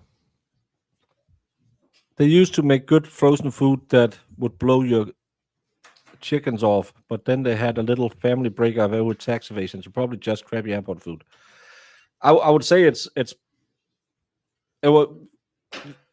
always expensive at an airport, but it wasn't the worst sub I've had in the world. I'll say that. I really like the mash of meat and onions, and I really like that. I think it would be better with some potatoes instead of a bun. They're thin, but you feel it. That's what I tell all my girlfriends. I shouldn't say that.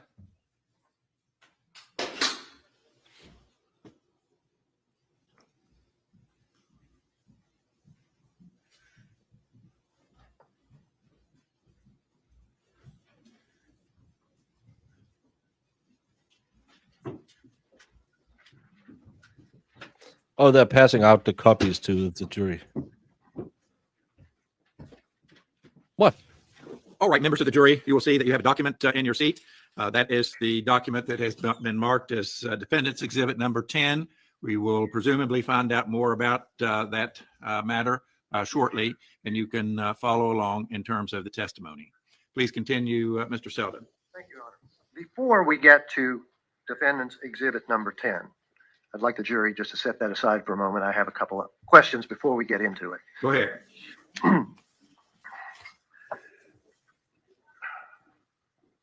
Now, Dr. Krieger, it's been alleged that Michael Cochran took a variety of supplements, substances, or other undeclared medications. And because they've been undeclared, you don't have any idea what he was taking or what effect it had on his body. Wouldn't that be a fair question? Yes. Okay. You said that you reviewed one autopsy report. Was that right? Yes, prior to my writing of my 2023 report, yes. Okay. Was that Dr. Kubitschek's report? He's the medical examiner for West Virginia. Is that the report you reviewed? Yes. Yes. Did you note in his conclusions that he said the cause of death and the manner of death was undetermined? Did you see that? Yes. Okay. Did I turn down the volume? No. Now I'd like to turn to Defendant's Exhibit number 10, which the jury has copies of. And you have a copy of that as well, Dr. Krieger, is that correct? Yes. Okay.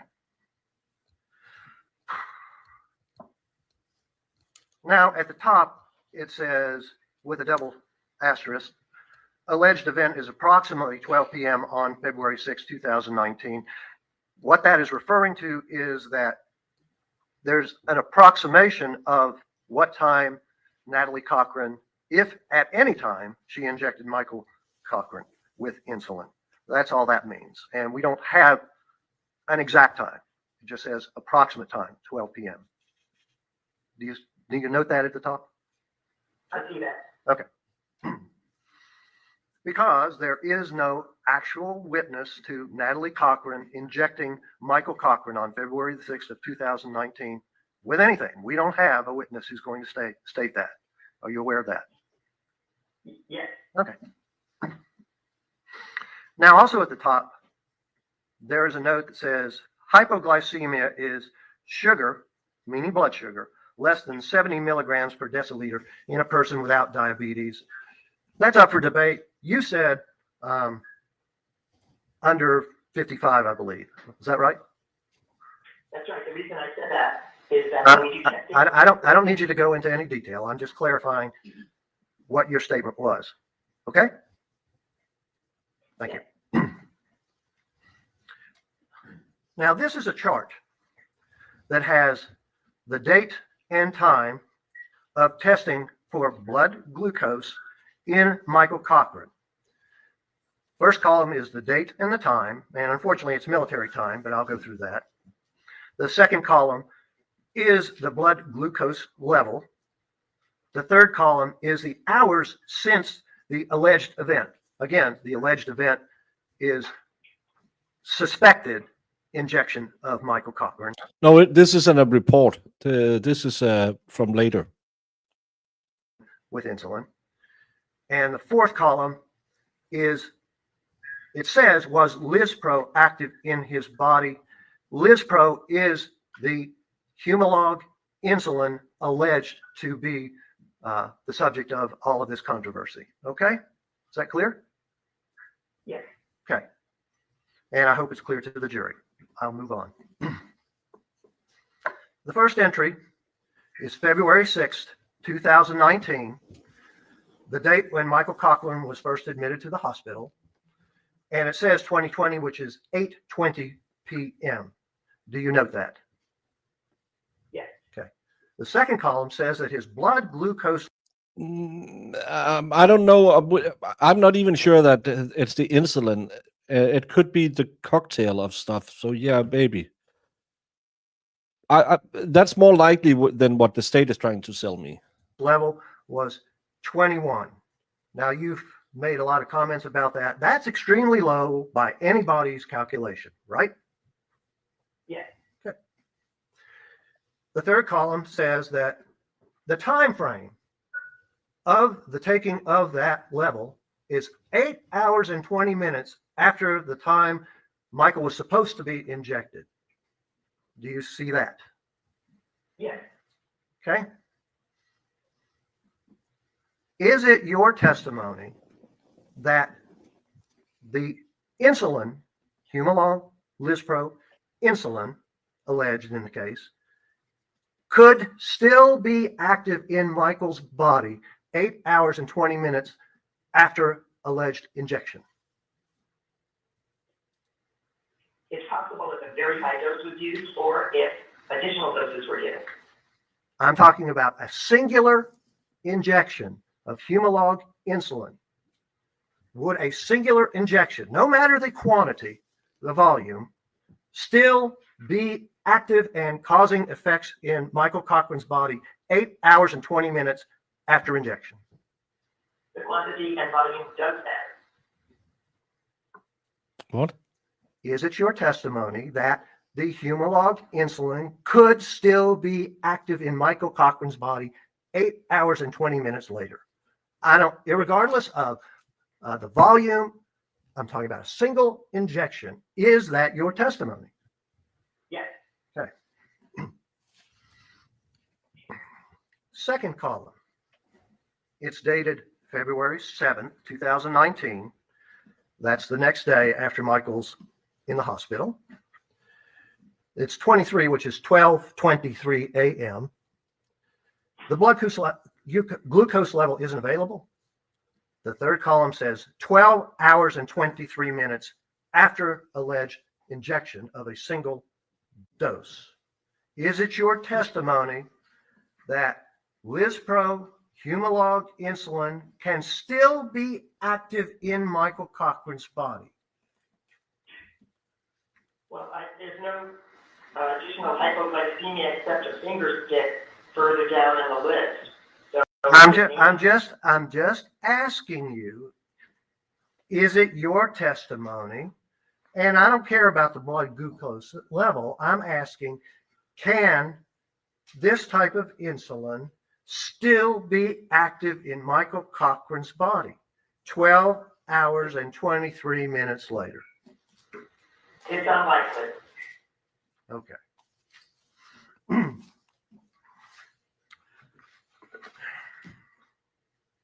So the subsequent tests, well, let me go on. February 7th, 2019, 12:28 a.m. We don't know the blood glucose level. It's now 12 hours and 28 minutes.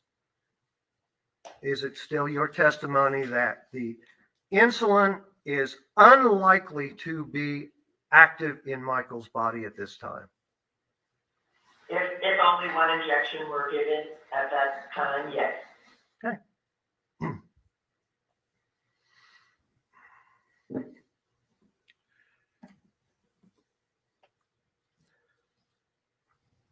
Now, the next entry is February 7th of 2019. It's 12:33 a.m. Now, Michael's blood glucose is on the rise. It's going up. It's all the way up to 63, 12 hours and 33 minutes later. Now, isn't it true that if there was a single injection and given this level, the insulin's no longer active? Likely that it's not a single injection and Okay. the blood sugar is not low. That's all I asked you. Next entry, February 7th, 1:55 a.m. Blood glucose is on the rise. It's all the way up to 80, 13 hours and 55 minutes. The Lispro insulin's not active anymore, right? Correct. Okay.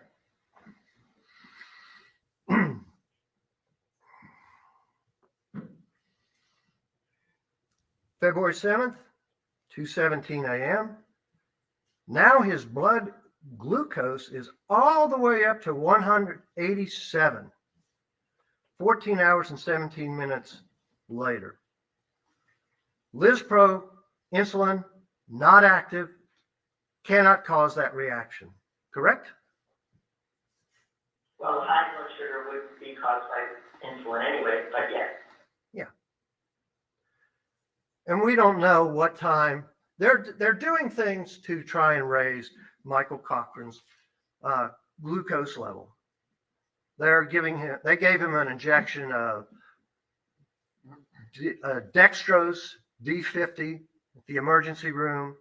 That Fruit sugar. is an attempt to raise his blood glucose No, that's levels. fructose. No, Correct? dextrose is. Yes. Right. And it's taking effect. It's working. His blood glucose levels are going up. So what he's probably gonna get at is he was back to normal levels. He still never came back. So how can you say it's the insulin that unalived him when he was alive 5 days after with his normal glucose level? Maybe. Yes. It's the defense. February 7th, 5:13 a.m. His blood glucose now drops all the way down to 44.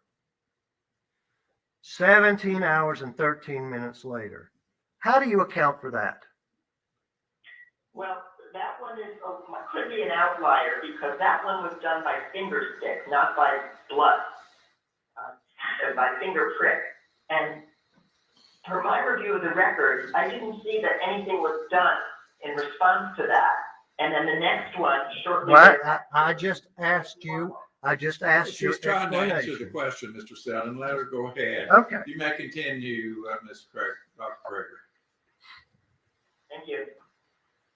What I was saying is that the finger stick at 44, according to my review of the record, did not receive any action. So there was nothing given in response to that. And a short time later, the sugar was normal again. So I don't really know if that has much meaning. Okay. But you can say, since it's 17 hours and 13 minutes after the alleged injection of insulin, that insulin is not working in Michael's body at this time, correct?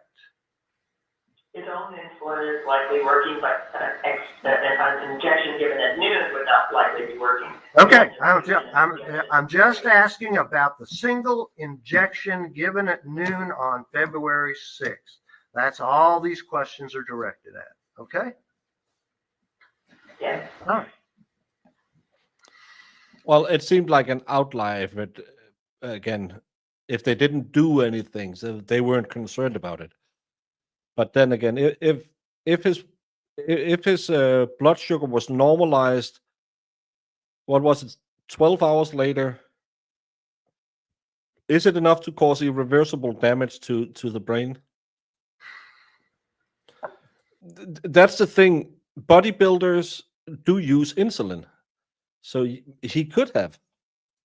At 6:22 a.m. on February 7th, his insulin's on the rise again. Oh, he's belittling the witness because he didn't want that answer. He wanted to have the number 44 to show that it crashed again without an insulin injection. He didn't want an answer why she didn't notify any, or she didn't see anything. That's why he's belligerent. He didn't need that answer. Again. It's up to 95, and that's within normal range according to your testimony. Isn't that right? Yes, not insulin, glucose. But Glucose, sorry. Okay.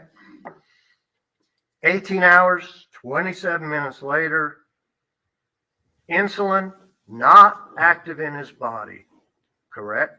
Move on, counselor. yes, that's after a noon Okay. injection, yes.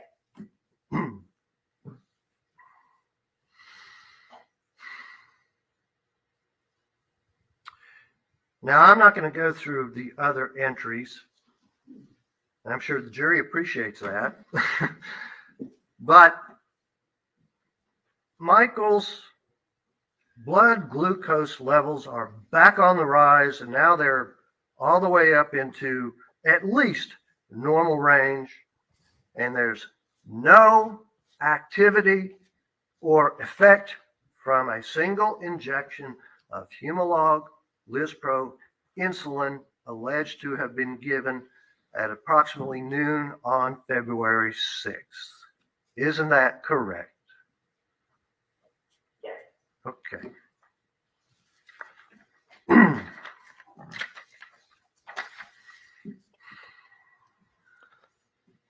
Thank you, Brandon, for giving Sue and all the other ladies brain worms. Irregardless, it's a word. Thank you so much, Brandon. And Crispy, thank you so much. Thank you, thank you. I think we're done with that exhibit for now. All right, I'll ask the bailiff to collect the copies. Thank you, Jemima.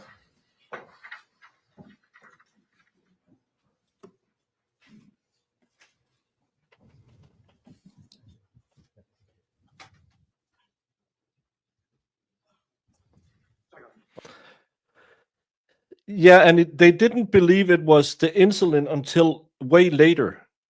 They believed he had a natural passing. They couldn't later they didn't, they exhumed him and tested him again. Well, no, his official at the time of death was brain swelling and heart and respiratory shutdown. I think the autopsy couldn't determine a cause of death. And the hospital didn't believe that he was injected with insulin. They did nothing other than just put dextrose into him to raise his glucose level. So it wasn't like they went out to the police officers and said, hey, probably going to go home to her and check if she has some insulin. They didn't check till a month later. Right. It is a murder. In your review of all the records and everything you reviewed in this case, Oh, sorry. it has been alleged that Michael Cochran was using undeclared supplements or substances or other medications, and because it's not clearly in the records, you wouldn't have any idea. She ran a Ponzi scheme and he didn't know about it. He was about to flip, but Jemima read up on the transcript from the Ponzi scheme, and in that they claim he didn't know about it. So he was a little bit pregnant. He knew about it, but he didn't know about it. The motive is to hide her crime.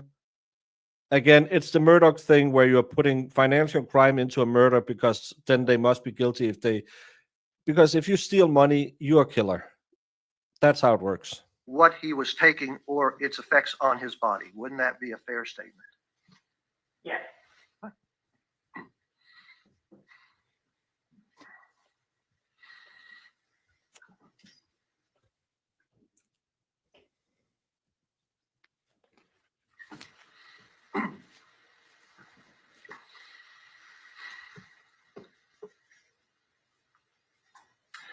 You state in your report in the conclusions, in summary, that Michael Cochran's, quote, hypoglycemia due to insulin administration is a strong possibility.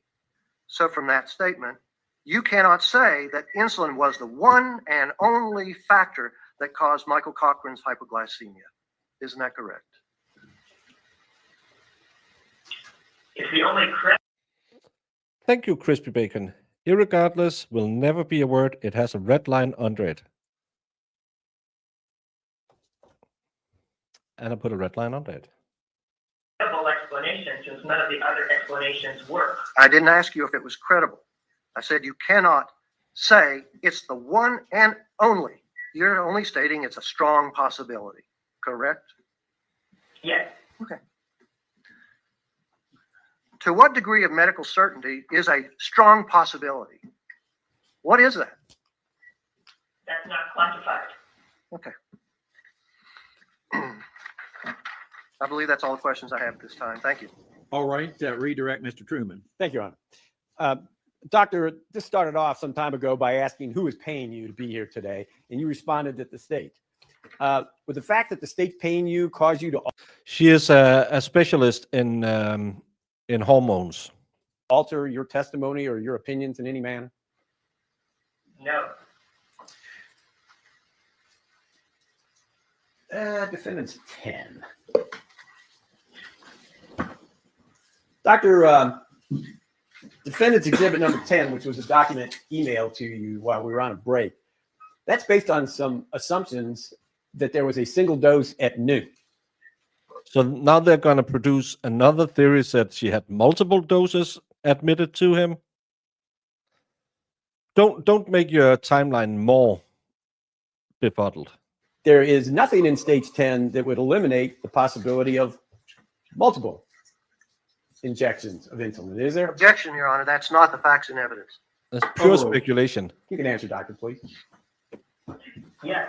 It's very likely that there was another injection or another type of insulin in addition or to the Lispro. So now there's two types of insulin and two different injections at two different times.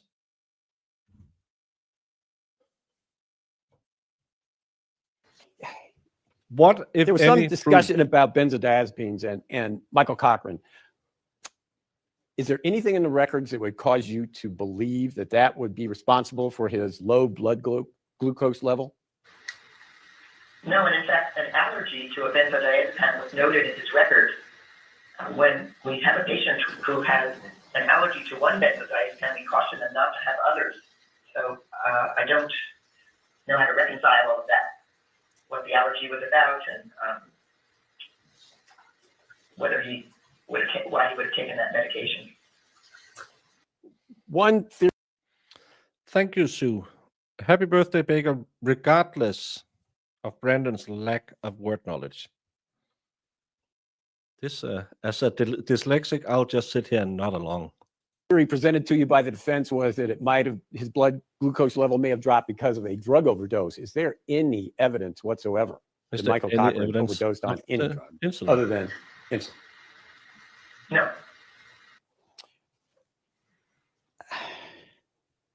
There was also the matter of the high white blood count.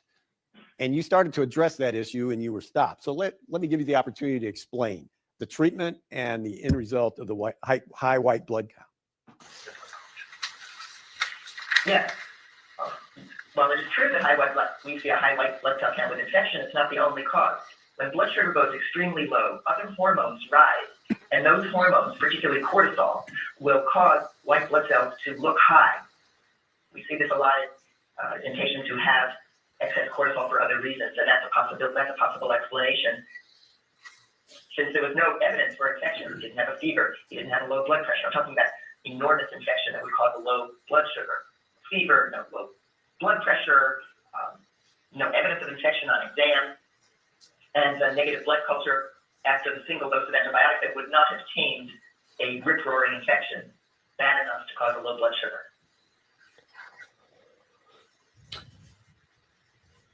How would you expect a non-diabetic person to physically react if they But this lady just said, I think there was 2 injections with 2 different types of insulin.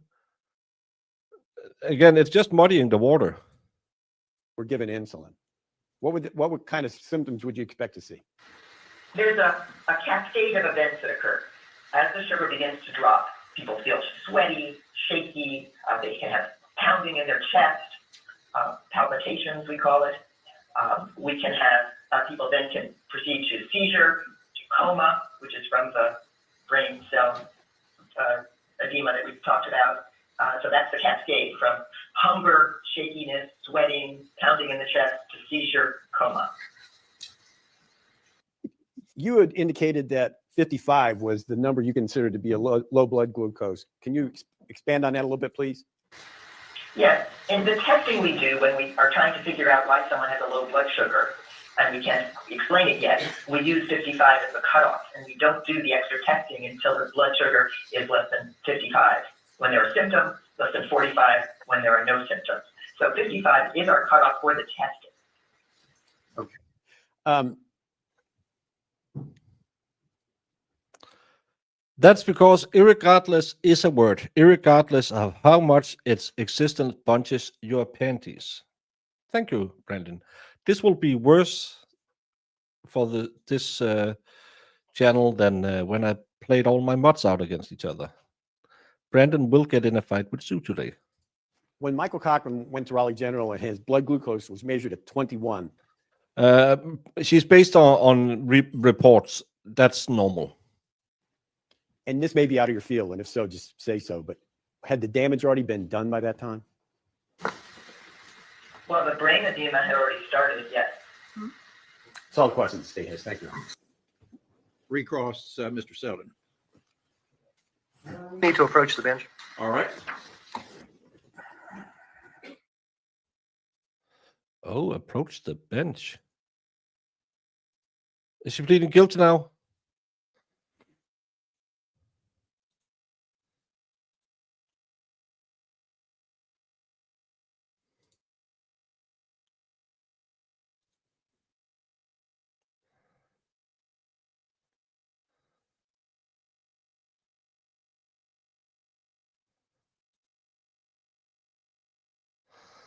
Yeah, probably that's why, Sue.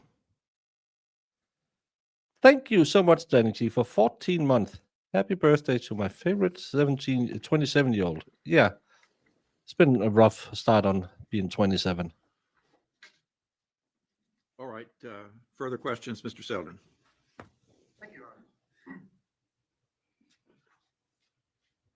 There has been testimony throughout this trial that Natalie Cochran allegedly injected Michael Cochran sometime around noon when he collapsed. Then there were people constantly checking. There were people constantly in and out of the house, numerous witnesses, people coming over, staying with Natalie, checking on Michael. So, and then Michael goes into the hospital at approximately 8 p.m. And he's in the hospital from February 6th of 2019 through and including February 10th or 11th when he goes to the hospice and passes away. When would there be an opportunity for Natalie Cochran to inject him multiple times given those facts? Objection. That's beyond the scope of an endocrinologist's expertise. Sustained. That was a stupid question.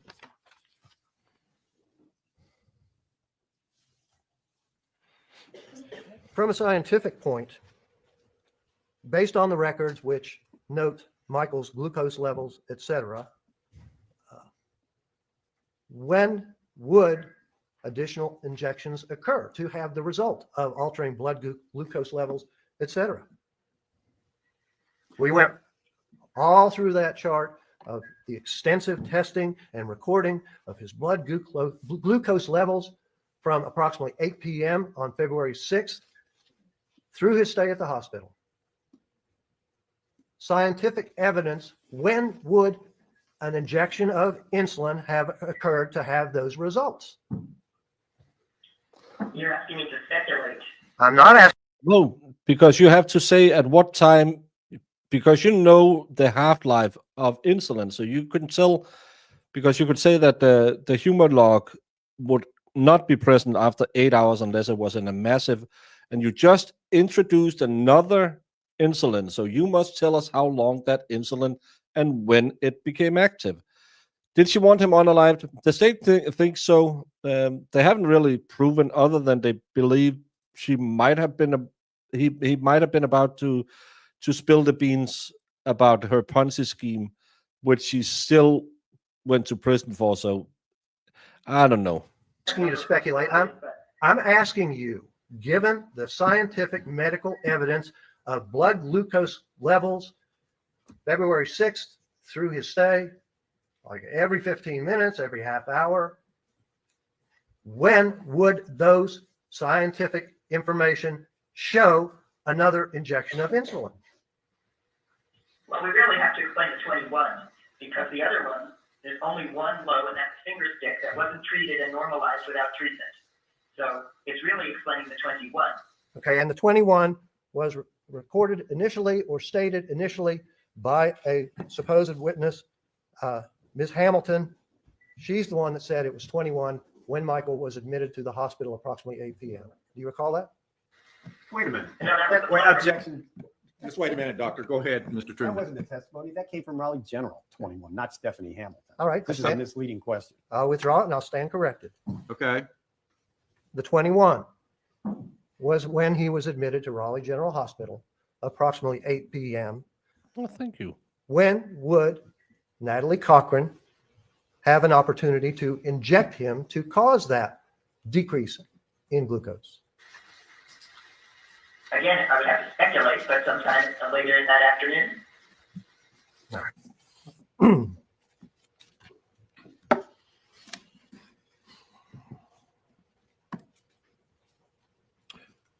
The prosecutor asked you on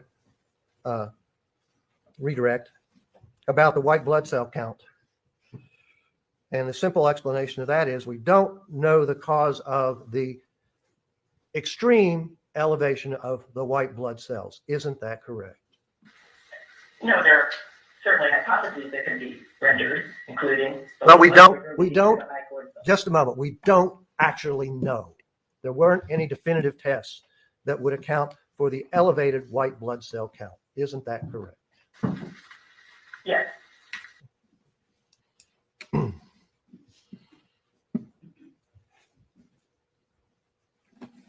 Just a moment, Your Honor.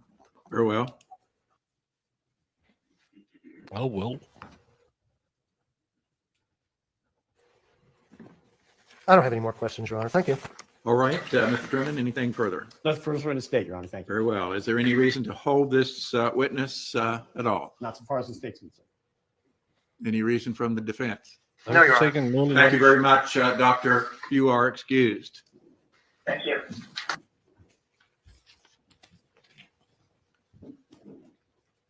I didn't feel she made the picture clearer. I don't know. I just don't know if for you it might be clearer. All of a sudden, a different injection with a different type of insulin, and there was the vial found at the house. We're squared away and ready for the next witness to be called, Mr. Truman. Yes, sir. Your Honor, the state called Earl Weems this in. Earl something. This should be the home run in my opinion, and there was a lot of ifs and buts again, and ifs and buts is something that the defense should put in. It shouldn't be the state. The state should be fact. If you'll raise your right hand, please, sir. Do you swear or affirm to tell the truth, the whole truth, and nothing but the truth, so help you God? You may have a seat right there. Yeah, see that there.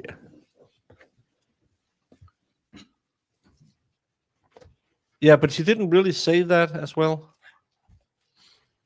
All right, Ms. Acord. Sir, can you please? They were contractors. They were co-owners of two businesses. She had a Ponzi scheme claiming that she was getting government contracts, and that made people invest in her business, and she promised them a high return. In reality, they spent it on 2 motorcycles, 2 ATVs, and a Shelby Cobra replica, all of which was Michael's, but he didn't know anything about all these extra money and that it was a scheme. Come on now. State and spell your full name for the record. Yes, my name is Earl Gleam. First name is spelled E-A-R-L. Last name is Gleam, G-L-I-E-M. And how are you currently employed? I am a physical scientist, forensic examiner, working in the Firearms and Toolmarks Unit of the FBI Laboratory located in Quantico, Virginia. Where did you attend school? I attended school at West Virginia University. I received a Bachelor's of Science degree in Forensic and Investigative Sciences there. And more recently, I completed a Master's of Science at the University of Florida in pharmaceutical science with a concentration in forensic science as well. Happy birthday. Professional training do you have? So as an examiner, as a physical scientist forensic examiner at the FBI Laboratory, before we are qualified to perform independent casework, we go through a training program at the laboratory to ensure that we have all of the proper educational requirements and skills to perform the tasks, excuse me.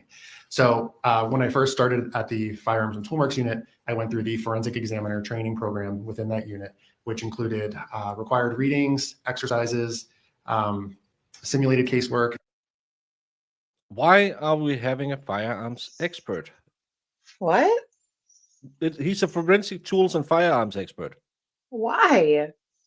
Yes. As a medical examiner, did you get smarter this morning?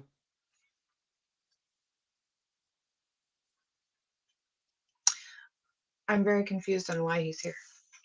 No, I talked about the first witness. Did she clear it up I for was you? just sorry. No, not at all. I was listening the whole time. I'm like, you're just throwing out information, but you're not. Yeah. No one's, like you've said a million times, no one can say what happened. And then now No. you're introducing more insulin into the situation. Yeah, 2 injections at least. And working under, doing casework under the supervision of a qualified examiner, as well as completing numerous I don't know tests anything before I about was Still qualified about to perform drugs. independent casework. Do you have any work experience in this field thank prior you. to your current position at the FBI? So before becoming a physical scientist forensic examiner in the Firearms and Toolmarks Unit, I worked as a forensic examiner in the latent print operations unit. And I worked there for approximately 4 years before coming to the Firearms and Toolmarks Unit. And I've been with the Firearms and Toolmarks Unit for about 9 years now. So he Have you does given any print. presentations in your field? Yes, I have. I've given several case presentations about some of the cases that I've worked in my time as a forensic examiner there. I've also given numerous tours and presentations to groups about the FBI laboratory and our unit as a whole. And are you a member of any professional organizations or anything like that? No, I am not. Have you ever been qualified as an expert witness in a criminal court? Yes, I have. Have you ever been denied qualification as an expert witness in a criminal court? No, I have not. Your Honor, subject to cross-examination by the defense, I would move that this witness be treated as an expert pursuant to Rule 702. All right, Mr. Selden, do you wish to engage in voir dire pertaining to this witness's qualifications? Well, no. Sure.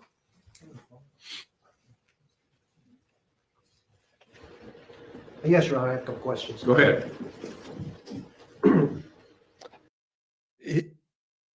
He does actually look quite familiar.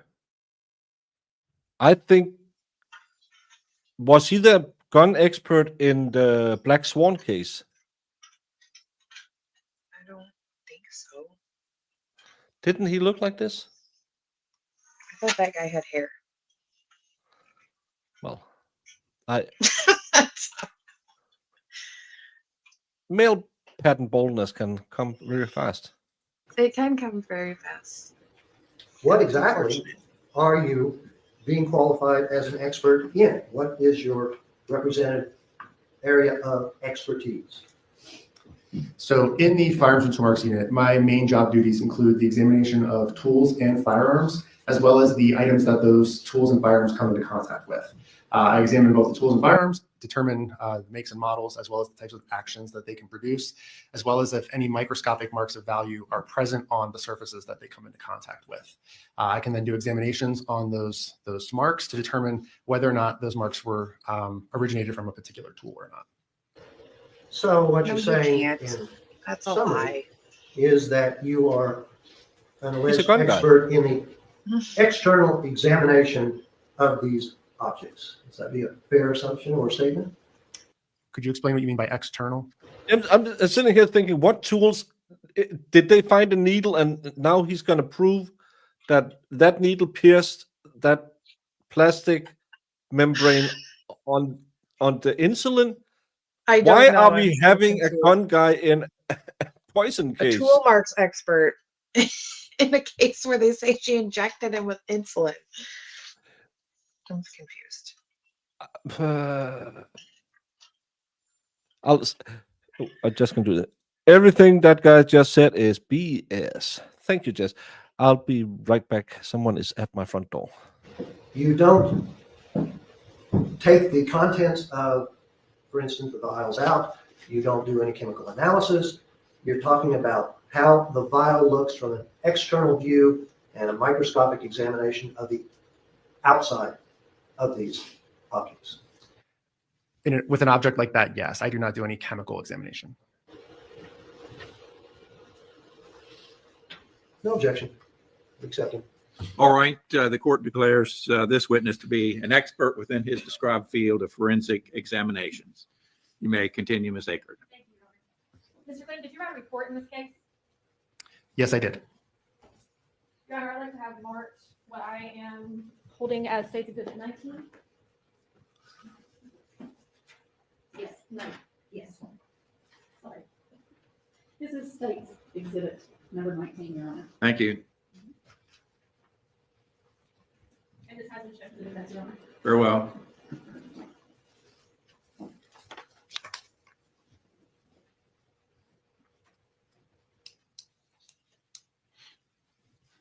Your Honor, wish to approach the witness? Yes, you may.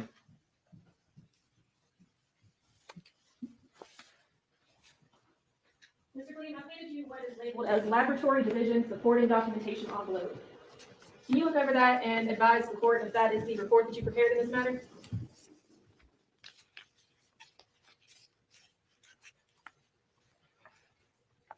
State's Exhibit 19 is a copy of all of the material that I produced as part of this case, to include the report, my case notes, as well as some additional documentation as well. And what items did you review in this case? I reviewed, excuse me. Well, there's two different designations that we use for them. In the laboratory, we assigned them item 2 and item 4. At the field office level, when they were first received by the field office, which was Pittsburgh in this case, they gave them the designators 1B1 and 1B2. I'm going to hand you what has been marked and entered as State's Exhibit 10 and State's Exhibit 14. Could you please open those and identify them for me?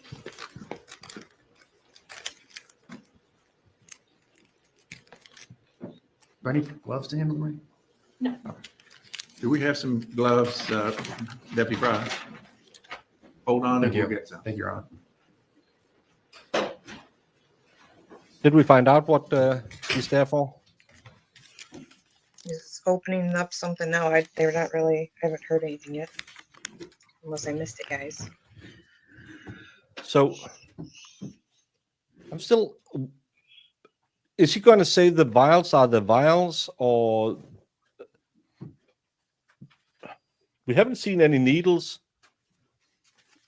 There wasn't any tampering with the medical bottles.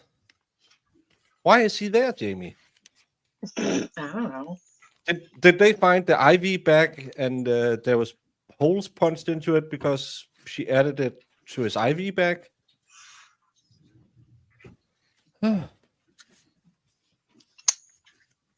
All good Did you- questions.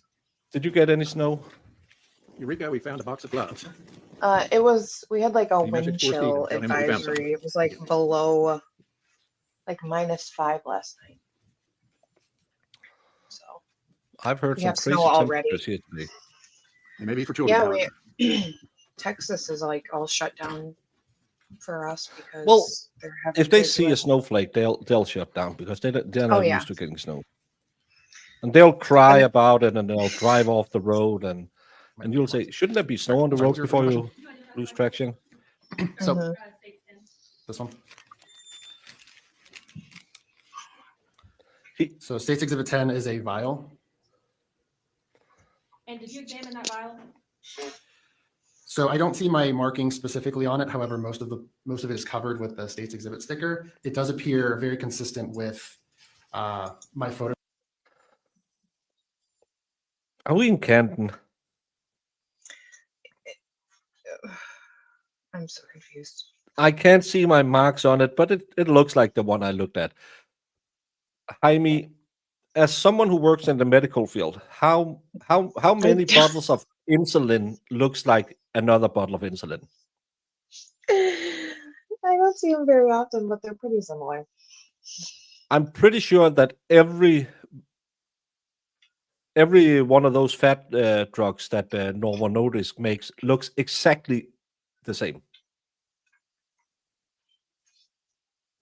So I could just pull out a pen of what's it called, Ozempic, and say, "Well, yeah, that's the one. It looks just the same."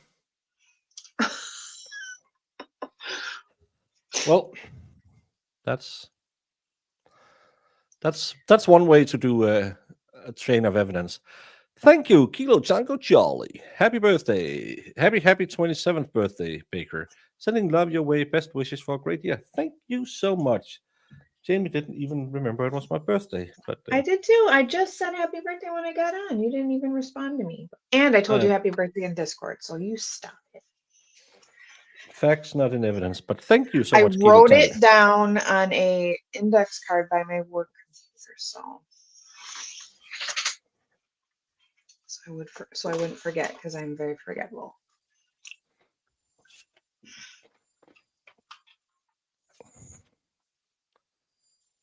Thank you, Glorin McLennan. That's a mouthful to say. Photograph of the item 2 vial that I examined in the laboratory. And we refer to that photograph. I'm gonna try to fix this. I know this is hard to see.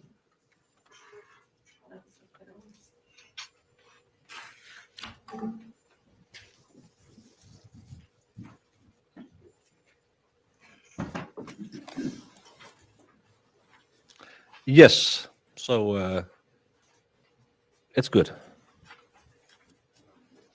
Thank you, Hell Racing. Thank you, Money G. Always be frolicking. For everyone in the room. Is this the set of photographs that you're referring to? Yes, that's correct. And what are we looking at in these photographs? We're looking at the photographs that I took during my examination of the item 2 vial. There were numerous pieces, so I just took it from different angles, as well as the different components, as well as a close-up of the rubber stopper that I was asked to examine. And before we move on to stage 14, we'll just stick with stage 10. What sort of testing did you perform on this stopper, this vial? I was asked to examine the rubber area at the center here to determine if there were any puncture marks in the rubber top of the vial. And what conclusions did you reach? I did not detect any punctures or defects in that rubber stopper. What does the lack of a puncture in that bottle indicate to you? Yeah, I goggled it. Thank you, Michelle. It's a mild muscle relaxer. Are we talking about item number 2, which was later marked as item number IV-1? Is that what we are talking about? That's my understanding of what we're talking about, yes. Yes. Thank you. There you go. You got Michelle in chat. She'll be able to answer all your medication questions. much better than me. The last question, what does the lack of any puncture in the septum of this bottle indicate to you? It indicates that it was not forcibly contacted by any other object to obtain the contents inside of it. Now, could you please identify Stacy? So it hadn't been punctured, is what you're saying, if you don't use big words. So nothing had happened to that bottle. Exhibit 14? Yep. So that's what he's here for.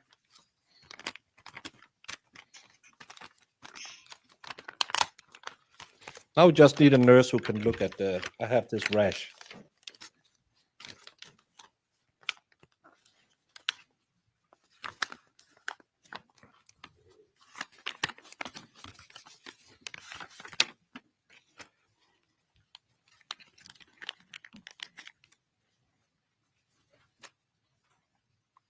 Yes. Is that the same bottle that you performed testing on in your laboratory? Yes, it is. This is the item 4 vial that I examined in the laboratory. And I recognize both my initials and name and date on the outer packaging, as well as some of the inner packaging here, excuse me,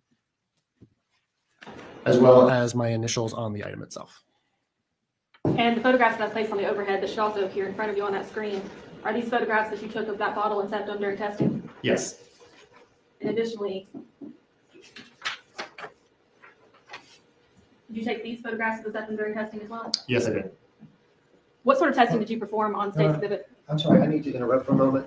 I'm getting a call from Dr. Banerjee. She's probably telling me she's. The puncture mark was present at the rubber stamp of the item 4 bottle. The puncture, I can see the rest of it. All right, take call. Thank you. No microscope marks of something. That's stupid expert again.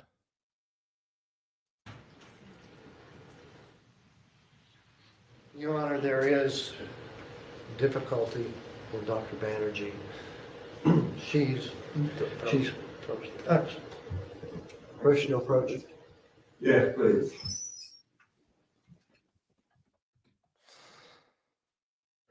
This is turning into a weird case. It sure is.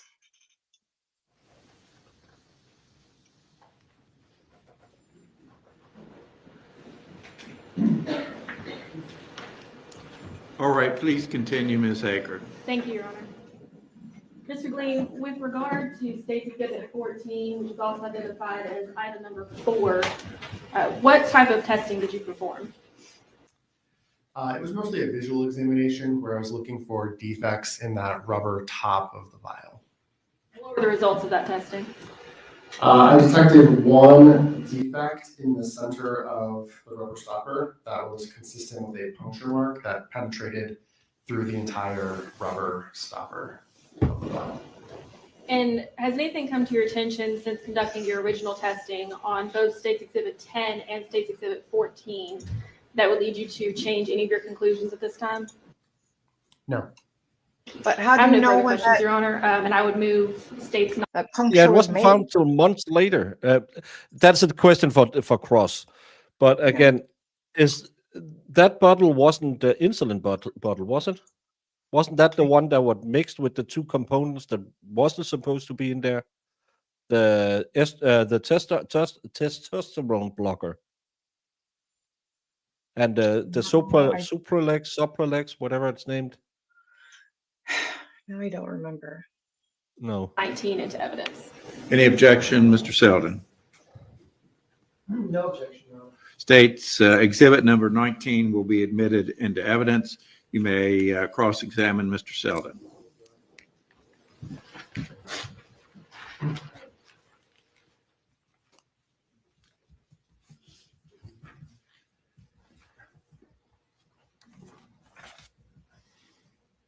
Sorry, Your Honor, I need to get my copy of the report.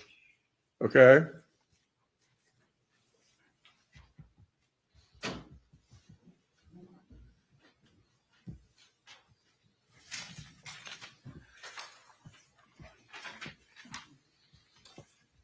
Good afternoon, sir. My name is Stanley Selden. I'm co-counsel for the defendant, Natalie Cochran. Welcome to the courtroom. Morning. Afternoon. How do you pronounce your last name? Gleam. Gleam. Okay. As Gleam, even though that's not the spelling. Yes. Okay. Thank you. What, if any, why?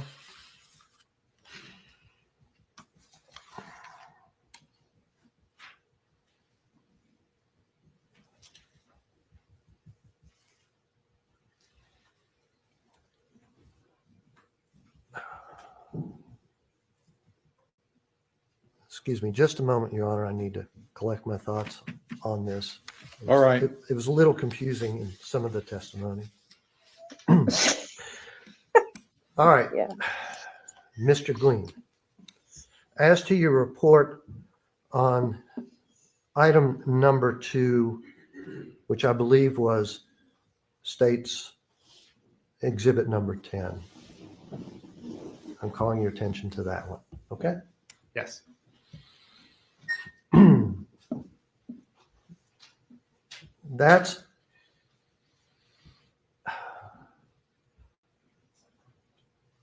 That was a vial that has a large top. And can we have the photographs of that so that we can put them on the viewer? All right. Who has the photographs? Photographs are within the report, Your Honor. Okay.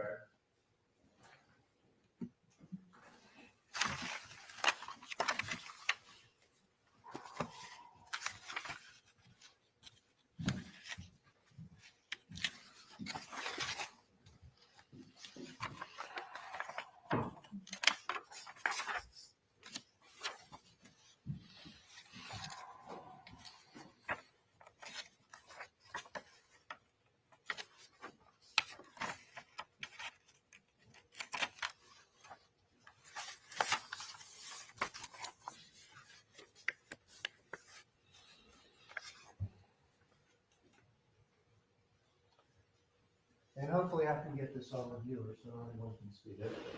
So let's hope. And could I get some assistance in turning this on? It is okay. Okay, good. Here we go.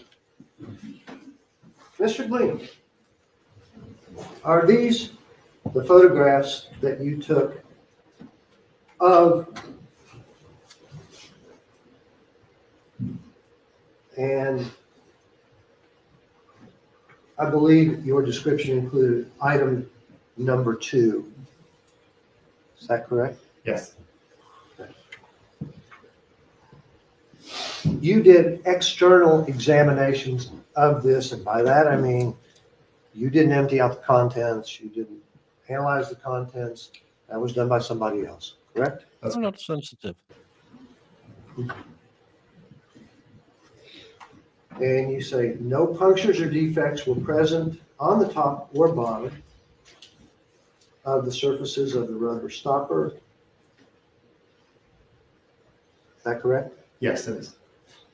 The metal ring, and I believe you're talking about this right here. Yes. You can see that. And that's the metal ring that would have been around here and right here. Is that right?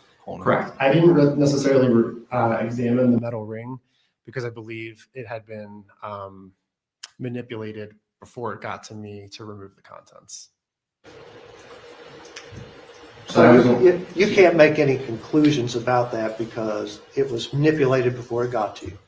Correct. I was only asked to examine the rubber stopper inside of the metal ring. And So this you are rubber pointless stopper because you have no idea. had no defects or punctures or anything like that that you could see. Is that right? Not that I was able to detect.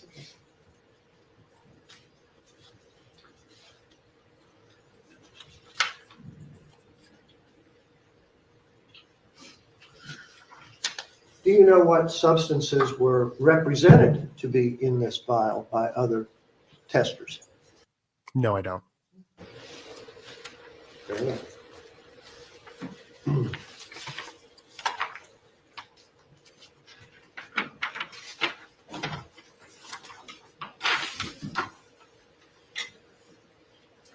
let's look at this item, which is listed as item number 4. And these are photographs taken by you of this item, correct? Yes.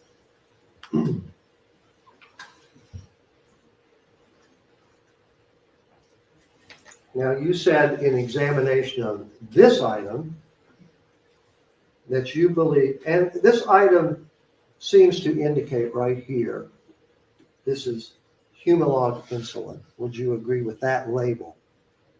Yes, that is how it was labeled.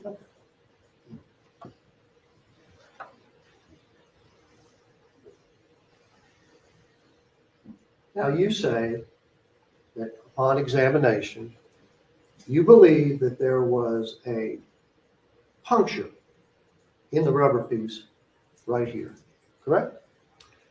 Yes, I believe you lost it on the top there. I don't know what happened.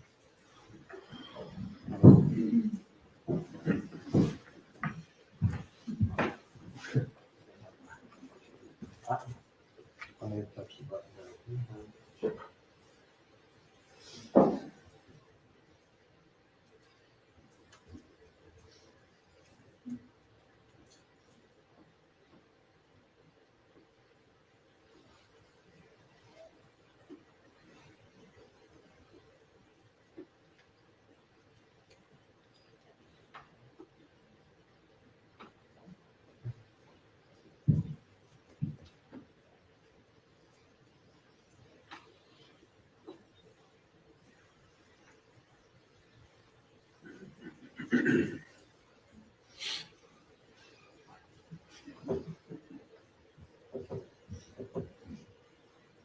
Okay, great, thank you.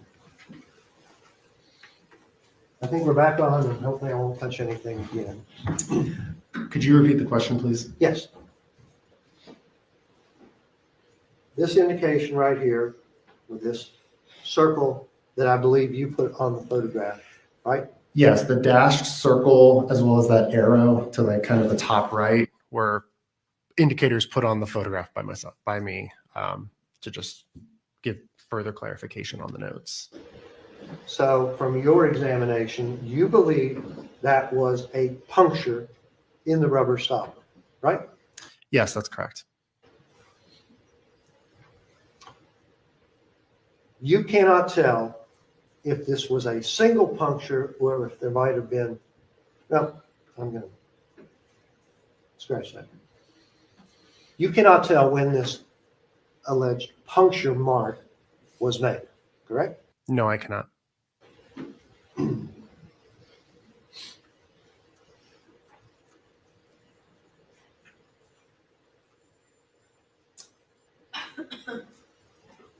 Lieutenant Bledsoe, who gathered this item from, I believe it was 211 4H Lake Road, says that when he retrieved this item, it was full and unopened. Objection, Your Honor. I don't believe that's ever been stated. Lieutenant Bledsoe has not even testified yet. Yes, that's true. I must sustain the objection. Wait, what? You can rephrase, Mr. Sullivan. Yeah.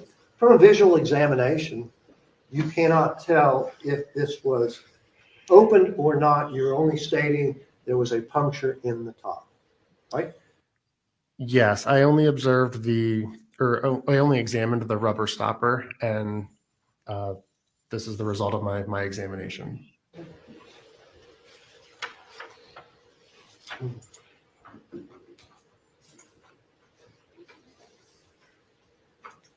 And from your examination, you can't tell who made this puncture mark, correct? No, I cannot.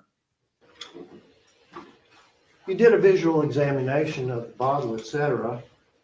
Were there any fingerprints on the bottle? I did not examine the bottle for fingerprints.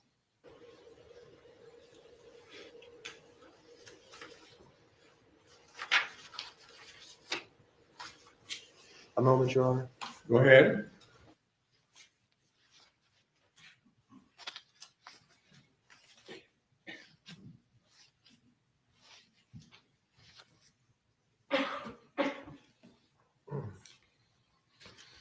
And also, in addition to those questions, not only can you not tell who made the puncture mark, but you can't tell when it was made, correct? No, I cannot.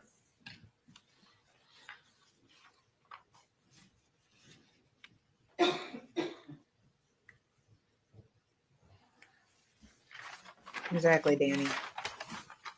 There's a puncture hole. That's all you got. One moment, Your Honor, I need to confer. All right.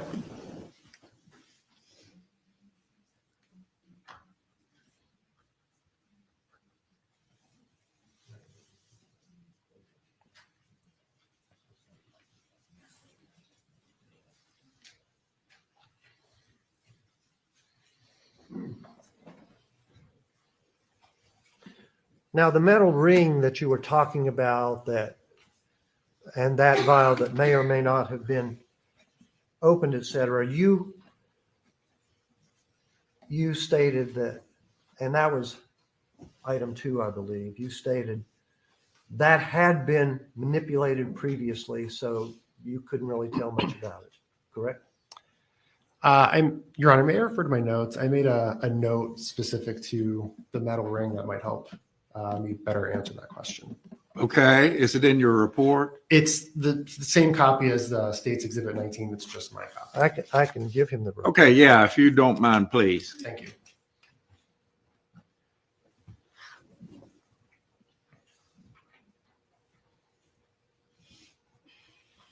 Thank you. Would it be all right if I stayed here? Yes. Thank you. Just don't lean over too far. Oh, sorry. So on my notes, I indicated that the metal ring was loose and easily removed to separate the rubber stopper from the ring. So the metal ring appeared like it had been manipulated prior to myself receiving it because it was so easily removable. Okay, and I want to show that on the viewer.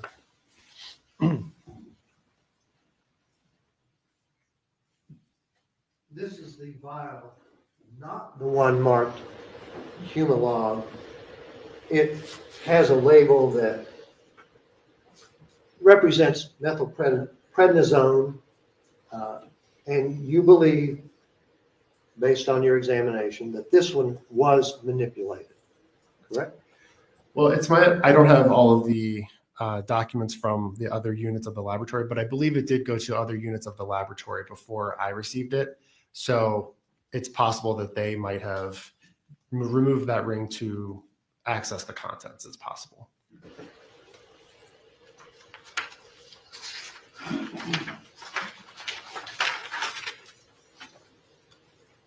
Item number 4. From a visual examination of this bottle, can you tell if it's full of liquid or not? I believe it was empty when I received it.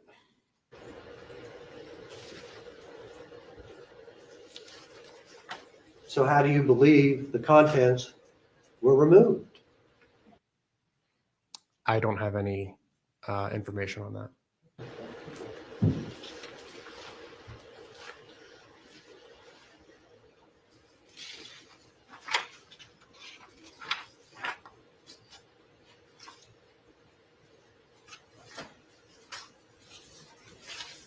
I need to confer with counsel one more time, and I think I'm wide. Okay.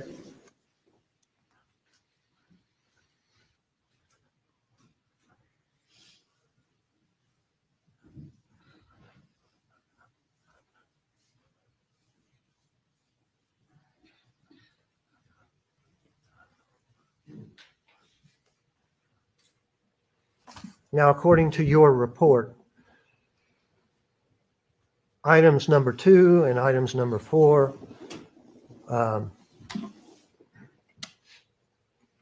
were found approximately 4 to 5 months after Michael Cochran's death on February 11th of 2019. Is that correct? I'm not aware of when they were recovered. Well, could you repeat the question, please? Sure. There are various documents appended to your report, which you reviewed. It's part of your report.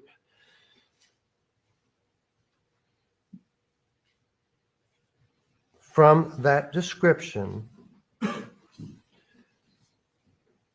do you believe this item was seized by police or other authorities approximately 4 months after Michael Cochran's death on February 11th of 2019?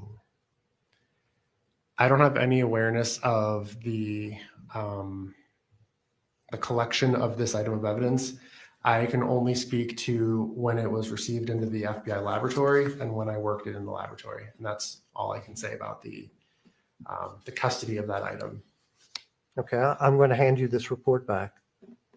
I have a few more questions.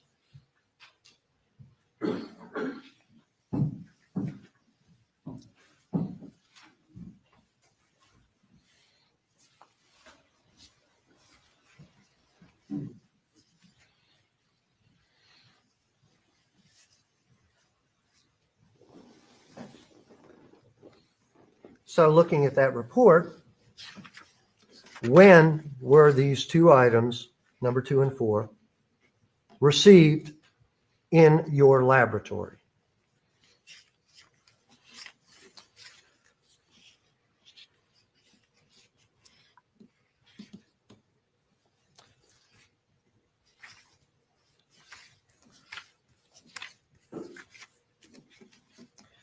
So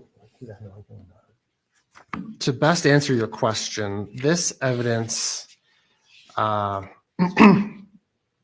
don't have the full chain of custody printouts for each of these items present in my notes printouts.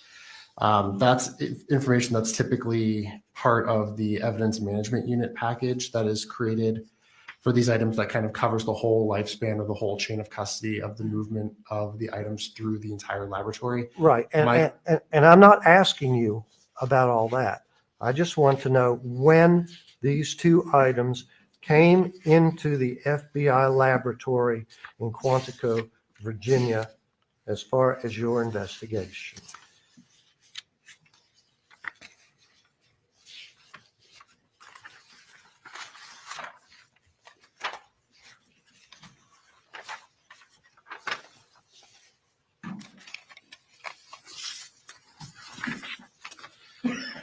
So the initial communication from the field office about this request for laboratory examinations was initiated on February 9th, 2021.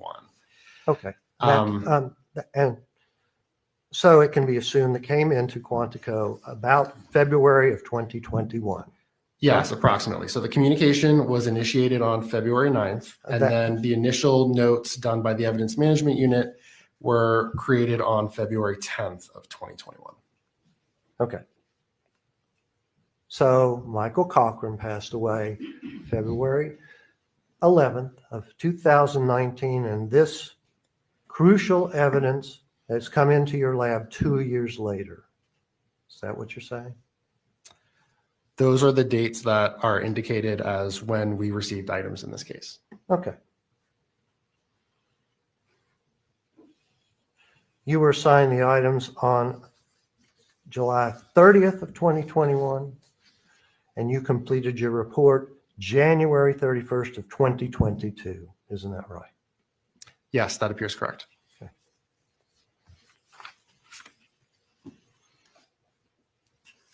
Almost 4 years after Michael Cochran's death, correct?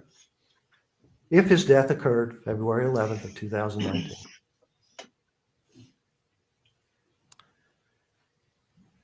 I'm not familiar with the specifics of the case, but if his death occurred in 2019, I completed my exams in 2022, that would be 3 years. Okay. Thank you. That's all the questions I have. Redirect Ms. Akron.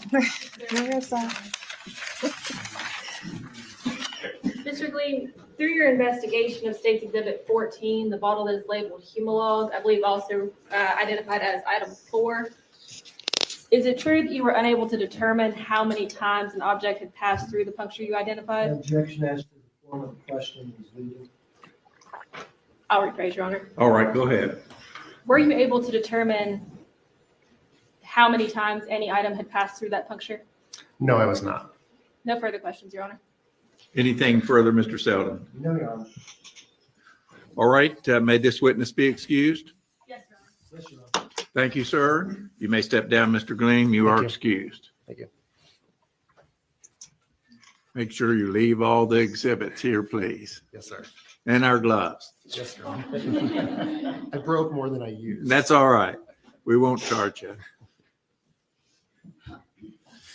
Members of the jury, we'll take our lunch break now. Please do not expose yourselves to any reports online, on the radio, or on TV concerning this case. Obviously, you see cameras in the courtroom.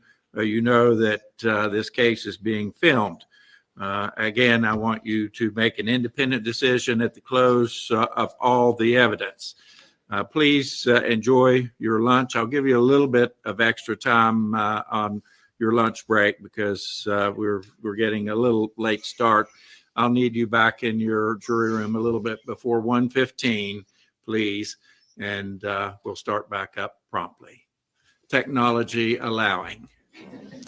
You may follow the bailiff to your jury room. So nothing. Did we get any hardcore evidence? Sorry, my sister was yapping, so I didn't. No. I only heard a little about it. The puncture hole, and then he said that the bottles were, altered before they got to him anyway, so there's no definitive answer. My sister isn't single. She's been married for 17 years. Don't. All right now, Mr. Gleam, thank you very much. Don't pull him up. Any matters to take up further at this time before we break for lunch? And I'll start with you, Mr. Truman. That's from the state, Your Honor. Thank you. Anything, Mr. Selden? No, Your Honor. We'll start back up at 1:15. I figure it'll take 15 minutes to try to set up the technology. Okay? So 1:15. That's an hour. This has gone for 3 hours and 16 minutes. I could make Sue happy now. It's my birthday. So instead of ending the stream and going on an hour break, I could just put on word crack and then start up Really a new good. stream when I come back. You good? Should I make Sue happy? I think you should. If it works. Throw her a bone. Yeah. But I'll have to when we go back because YouTube doesn't like videos that's more than 4 hours long. So I will cut it before we get to the 4-hour mark. Don't ask me why, but that's the way it is. I don't like it.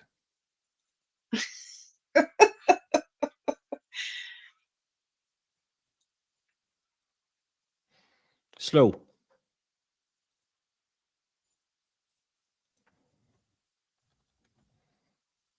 Stop cheating. Doesn't work today. Oh, why is it? I don't so know why hard? it works sometimes and doesn't work other times. Well, we don't need to make Sue happy then. Haha. I'll end the stream and Yes, then like Sue. we'll be back.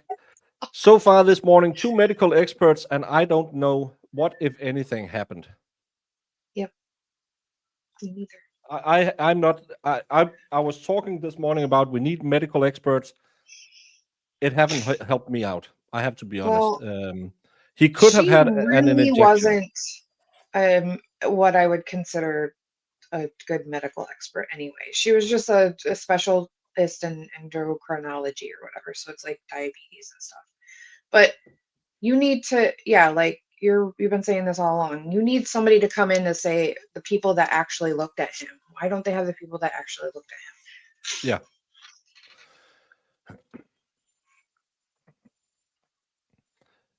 Joyful, thank you so much. Happy birthday, Baker. Thank you so much. You're way too kind. Jamie didn't know it was my birthday today. Oh my Why did gosh. they have insulin in the house?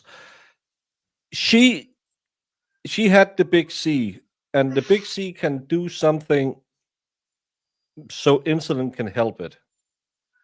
Also, their neighbor, they were friends with the neighbors. The neighbor kid had type 1, and they testified to that she had taken stuff and had it at the house for them and stuff. So No, she asked them if she could have some insulin because she had chemotherapy and something with her something.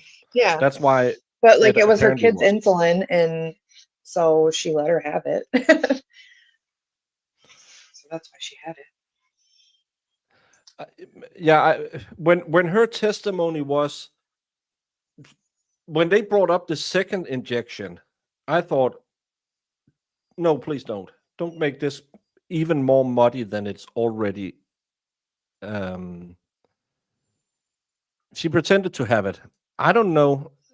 Again, we have no medical facts of her either, and this is the big problem in this case. It's we have to rely on what lawyers are talking about, because we don't know if he had seizures as the defense claims. We have no idea if she had the big C. It's Exactly.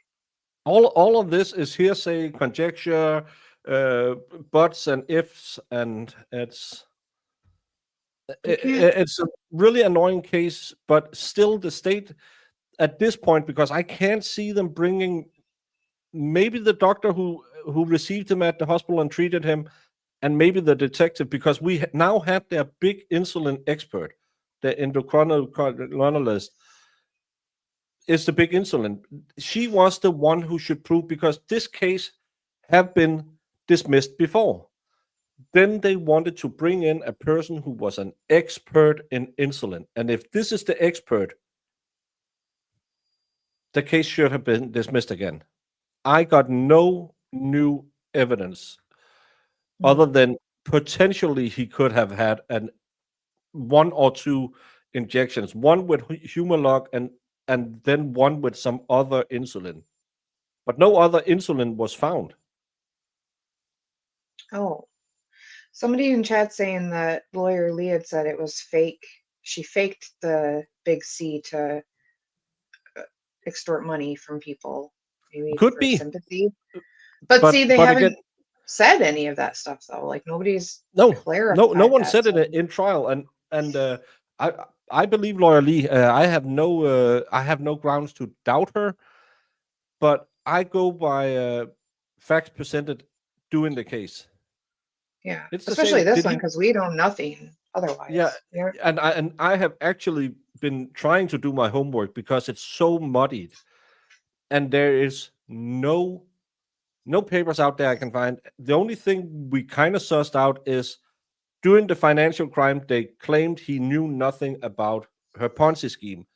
Then why did she have a motive to unalive him if he didn't know about it? Because that's the motive that the state gave us in the beginning, was because he was about to sell her out to the feds. Again, you can't be a little bit pregnant. You're either or you ain't. That's my big problem in this They case. seem to be riding high on the reward, so can't imagine he didn't know. Yeah, it was mentioned at the sentencing. She told victims she had the big C to extort more money. But that hasn't been put into this case. So the jury are probably just as dumbfounded as we are. Yeah, the sentencing is not evidence in this trial because, again, the jury can't do what we're doing because we don't have a case for the state that has been solid. So we do all the stuff that the jury can't do. We go back and we listen to lawyer Lee, who's at the courthouse, and we try to say, oh, but wasn't there something with the Ponzi scheme and all of the jury can't do that. The jury has to sit at home and only rely on what's been brought in. And they know that she contacted the neighbor because she claimed she needed insulin to help her with the effects of her chemotherapy. Yep. That's what the neighbor said. That's why she gave it to her.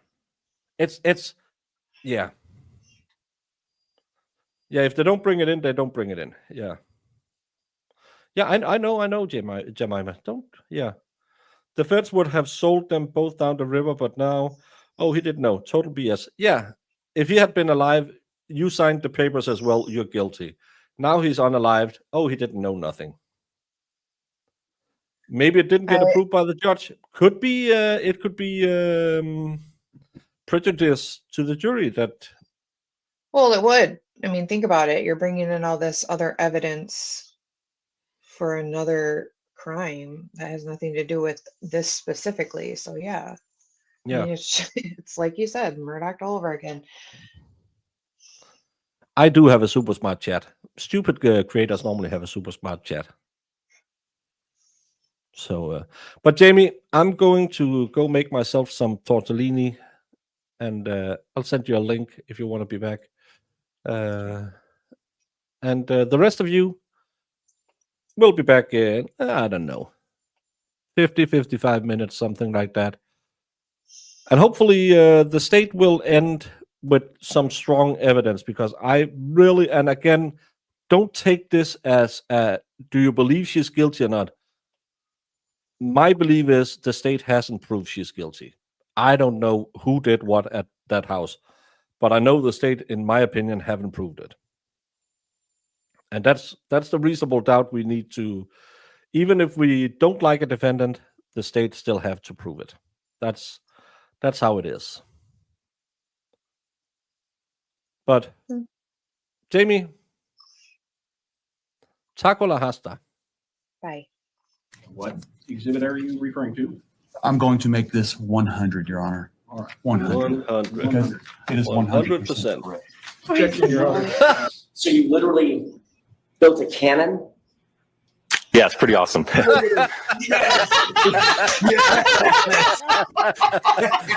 All right, I'm in love.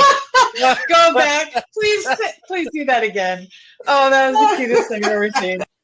While I'm waiting for this, did you, whether it's true or not, believe that Mr. Randolph had slept with your wife? I wouldn't have cared. You wouldn't have cared? No. Did you believe he had slept with your wife? No.